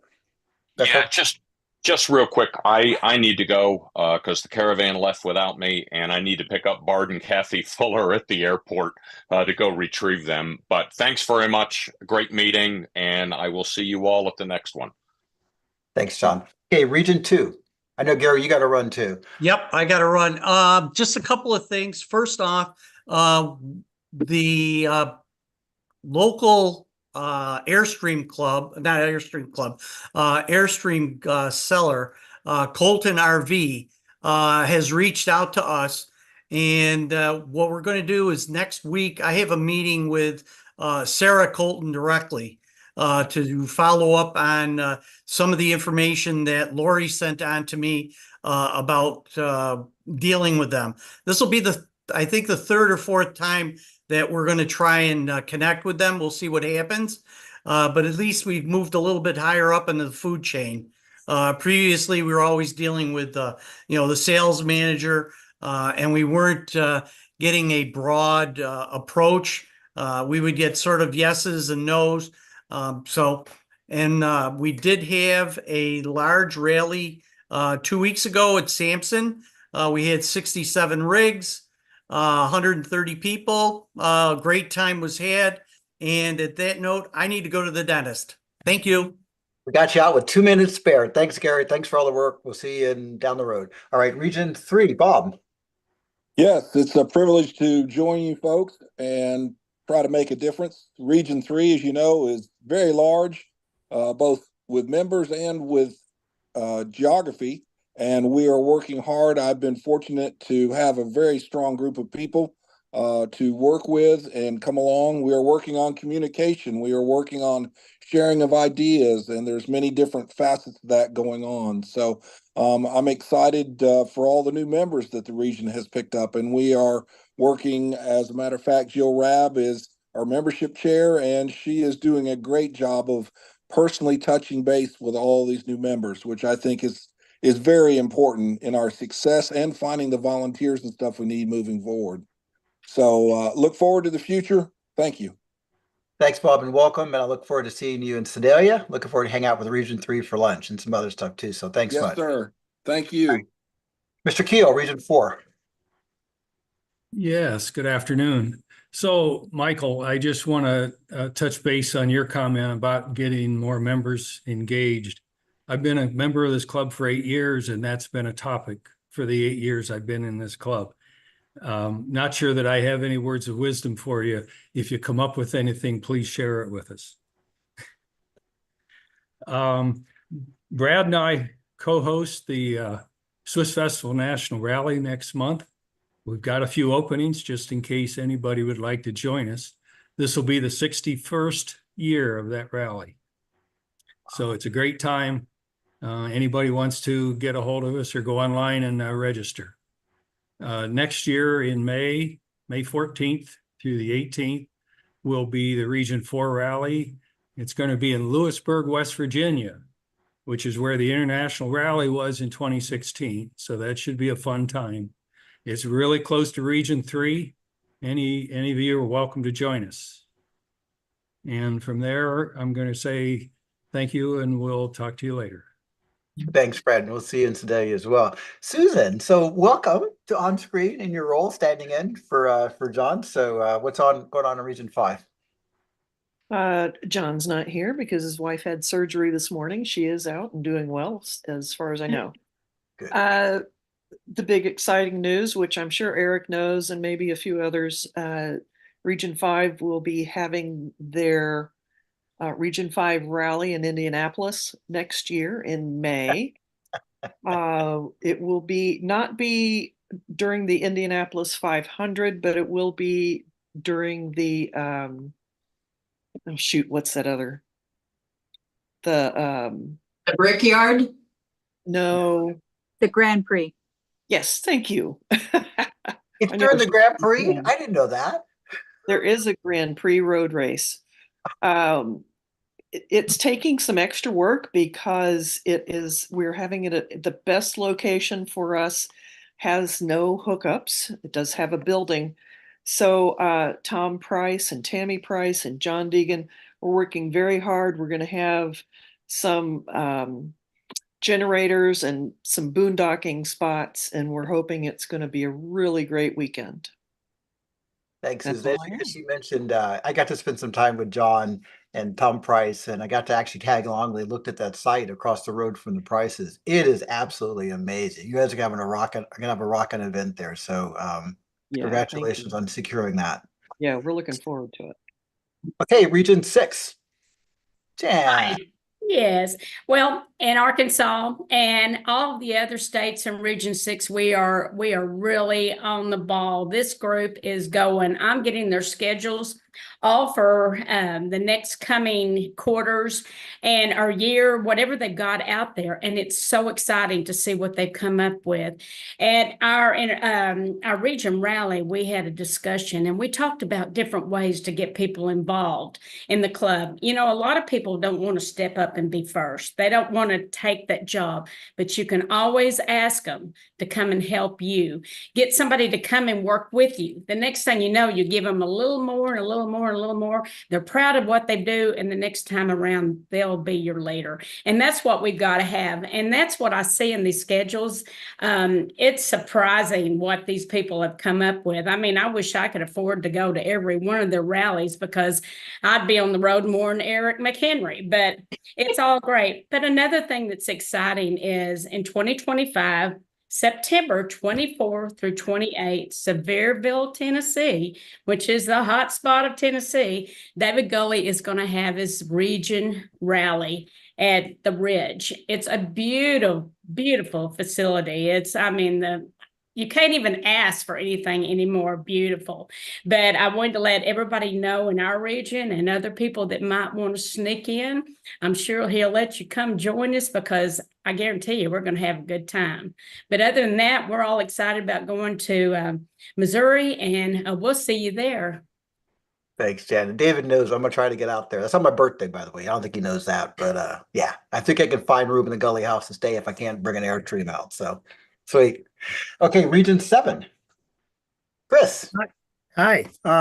So we've got in September, my 3 local clubs are installing the new officers. I'm actually not sure what West Cup is doing because they don't have a first VP. So maybe Jim Guthrie will be the president for 2 years in a row. And then the other big thing we have going on is the Region 7 rally is taking place out in Spearfish, South Dakota, the second week in September, or it starts the second week in September, September 12th. And then after that, we're coming down to International. We're going to invade International as a big contingent of Minnesota Airstreams. I think there's 20 of us that are going to try to park together. We'll be there when you arrive. Awesome, Chris. Okay, Region 8. Ed, you got anything going on next month, or just kind of hanging back next month? Well, we're really excited to have everybody come to Region 8 in October for the international rally. And I kind of like the idea it's only 150 miles from my house, so instead of driving to Maine or Rock Springs, but that's always fun too. Anyway, but we're looking forward to welcoming everybody there. On behalf of Rick Everson, he's up in the Upper Peninsula right now with apparently no internet service. So that's why I'm here today, filling in for him. Everything's going good with Region 8. We've all 6 of our installation rallies are scheduled this fall. One of them is taking place at the International, and then one of them is happening the weekend at the International Inn. So we've got a busy fall to travel to these rallies of our 6 clubs and do the installations. So all is good in Region 8. Look forward to seeing everybody in Sedalia. Thank you. Thanks, Ed. And Rick worked a lot with Lori and the region and their rally planning team to make sure we had some region ambassadors. Because what better role for people in your region to, when everyone else comes, international rally, to kind of help us understand the area, drive golf carts around, arrival. So thanks, Ed, for making that happen. All right, Tracy, you made it to your first IBT on the screen. Welcome. Absolutely. Well, thank you, everyone. This was quite the experience, and I really, really appreciate it. Wanted to make sure everybody is aware that Region 9 is hosting the Region Officer Social in Sedalia. So you've received an email or 2 from us about the social and how to sign up for it. We're doing a different thing this year. We're doing charcuterie boards and a wine swap. So if you are not signed up, please do sign up. We've got about 46 people signed up, but there's still a few more that we'd love to have come if you can. If you need any information, don't hesitate to reach out and we'll get it over to you quickly. There is a job form sign up for that event, and it's October the 5th from 4 to 5 p.m. in the Moag Theater. So also coming up here in Region 9, we have our maintenance rally that is hosted over at North Texas Airstream Community in Hillsboro. It's a sold out rally. We have about 40 rigs signed up, and it's going to be the middle of September, and we're really looking forward to it. Anna Brandon has done a wonderful job coordinating folks and services and many, many things. So great maintenance rally coming up. And then the last thing that I'll mention is that we've recently had another Region 9 rally go into a national event rally, and that's the Stitchin' and Fishin' rally. And so congratulations to that team. The next signups are going to be in April of 2025. And it's just a really unique rally where you can come and quilt, or you can go fish in some of the lovely lakes surrounding Hillsborough, and just a fantastic event. So you guys, if you get down to Region 9 in April of 2025, sign up for that rally. You'll have a great time. I'm looking forward to seeing you all in Sedalia. Thanks so much. Have a good one. And just so y'all know, so Laverta and I got a chance to join Region 9 rally. We had a blast. Y'all were so hospitable. We had just a blast down there. So thanks, and see you in Sedalia. All right, Region 10. You're going to love this, Eric. I got about 30 seconds of talking.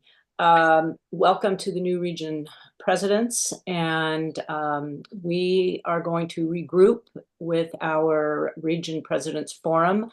Few of us are talking about how to rename that, but I'd like to probably start meeting with a little bit more frequency for the 12 of us to share our successes, our trials, whatever. So you'll be hearing from me pretty soon, and we'll definitely be meeting together before Sedalia, and I look forward to the year with you all.